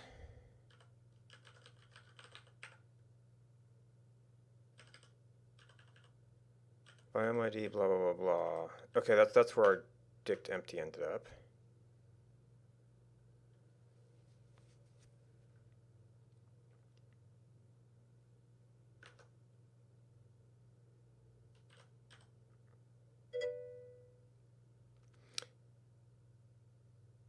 I put a prototype out there. Nobody commented on it.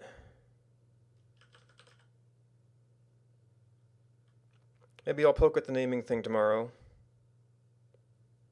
Not that I know if it works on Catalina.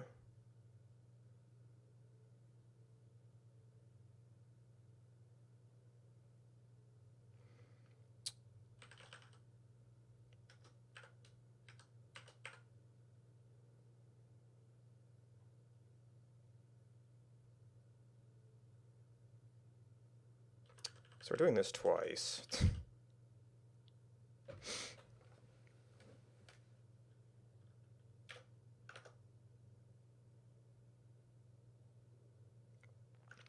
Well, compiled.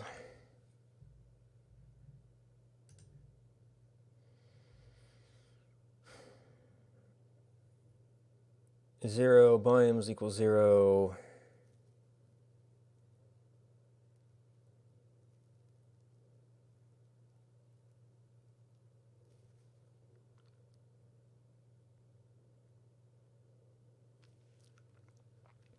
That's awfully hard to read, but...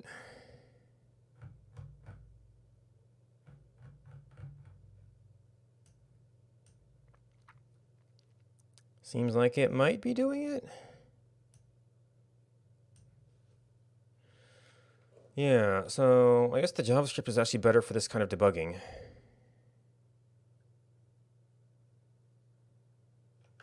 Because you can actually see your intermediate data structures.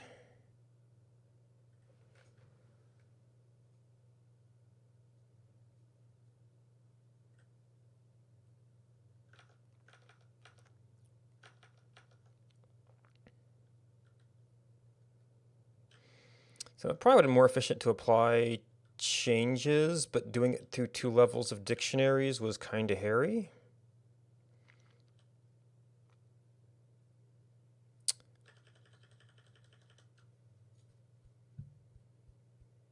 Maybe I needed to abstract that better, to think of like, okay, we're going to go through a list of biomes. Well, the trick was adding and removing biomes effectively.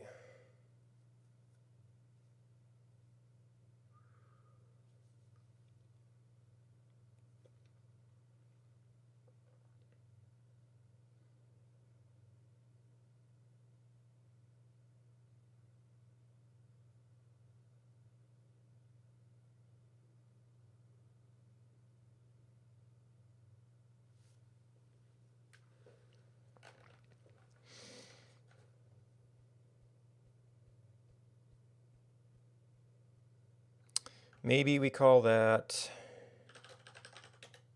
Well, I seem to have got quite lost in this. I might want to revisit that with the fresh head.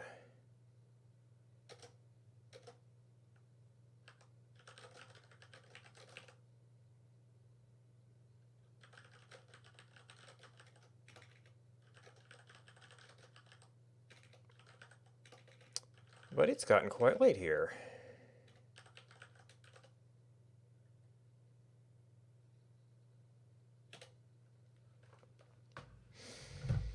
So I'm going to have to revisit that later. I guess I wasn't initially thinking I'd have to do all of this stuff, but the sort of compiled version of this is what I want to build versions out of.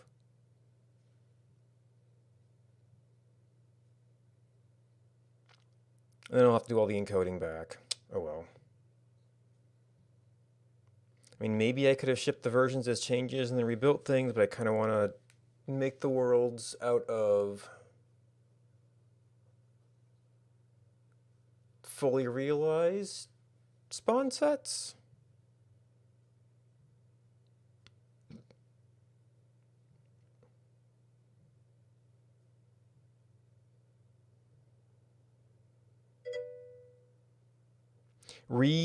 What? Code problems? Or the Mac port?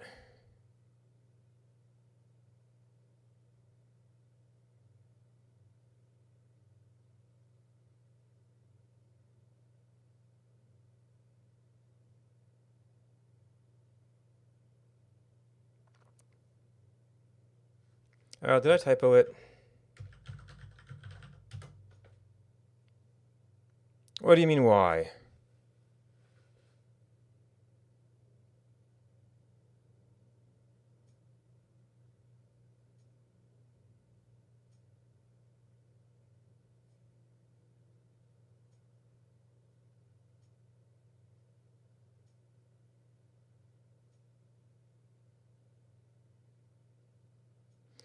That's not clearing it, that's making a new one. Because right now what I'm doing, and I'm not sure I want to keep doing this,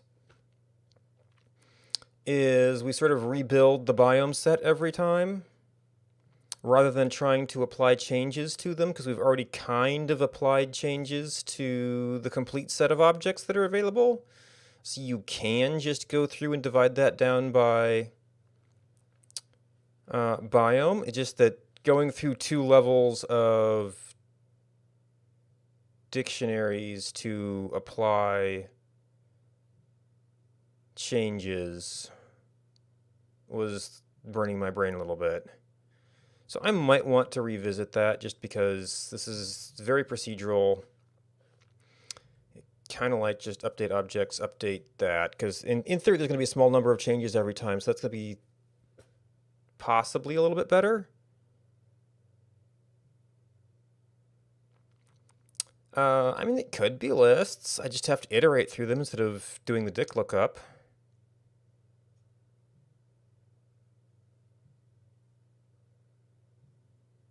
In the final form, biomes actually do want to be lists of objects. In fact, I think, is it still? Yeah, actually right now it is a list of objects. But if I'm doing changes to that, then I have to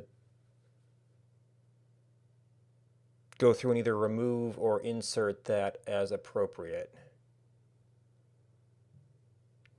So probably if I like kind of build some better function abstractions over, okay, here's your biome set, here's your objects in the biome, and just have them apply their individual operations with, in that more focused, headspace in terms of what you're dealing with.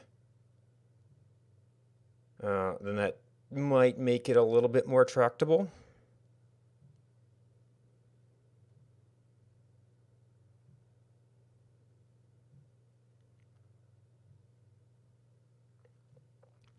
I mean, arguably biomes could be arrays too. But arrays end up being kind of awkward to deal with in Elm, so I'm basically using it like a dick to look up biomes, and then the dicks give me a lot better operations for sort of going in and swapping things out and such.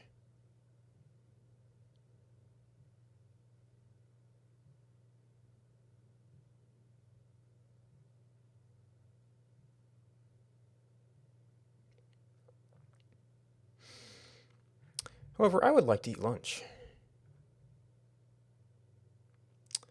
So thanks for watching. Thanks to everybody who hosted me.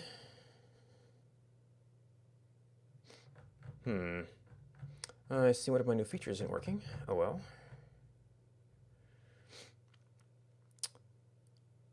Or maybe I forgot a key piece of it.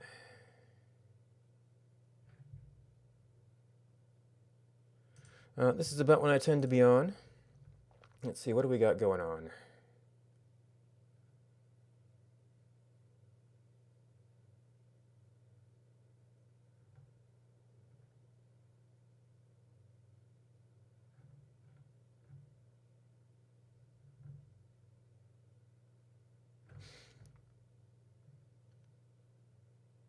Okay, well this is something that is sort of weirdly interesting to me. Looks like Tajinta is doing some stuff with Hangul, which is Korean writing, which is... it's an interesting thing where you sort of have like letter bits that get put together into syllables as what we would think of as a character almost. So yeah, that looks kind of interesting. He's going to be doing a bit more like low-level C++ stuff, but yeah, if I find someplace cool to hang out, that's someplace cool to hang out. Thanks for hanging out with me. Goodbye and until next time.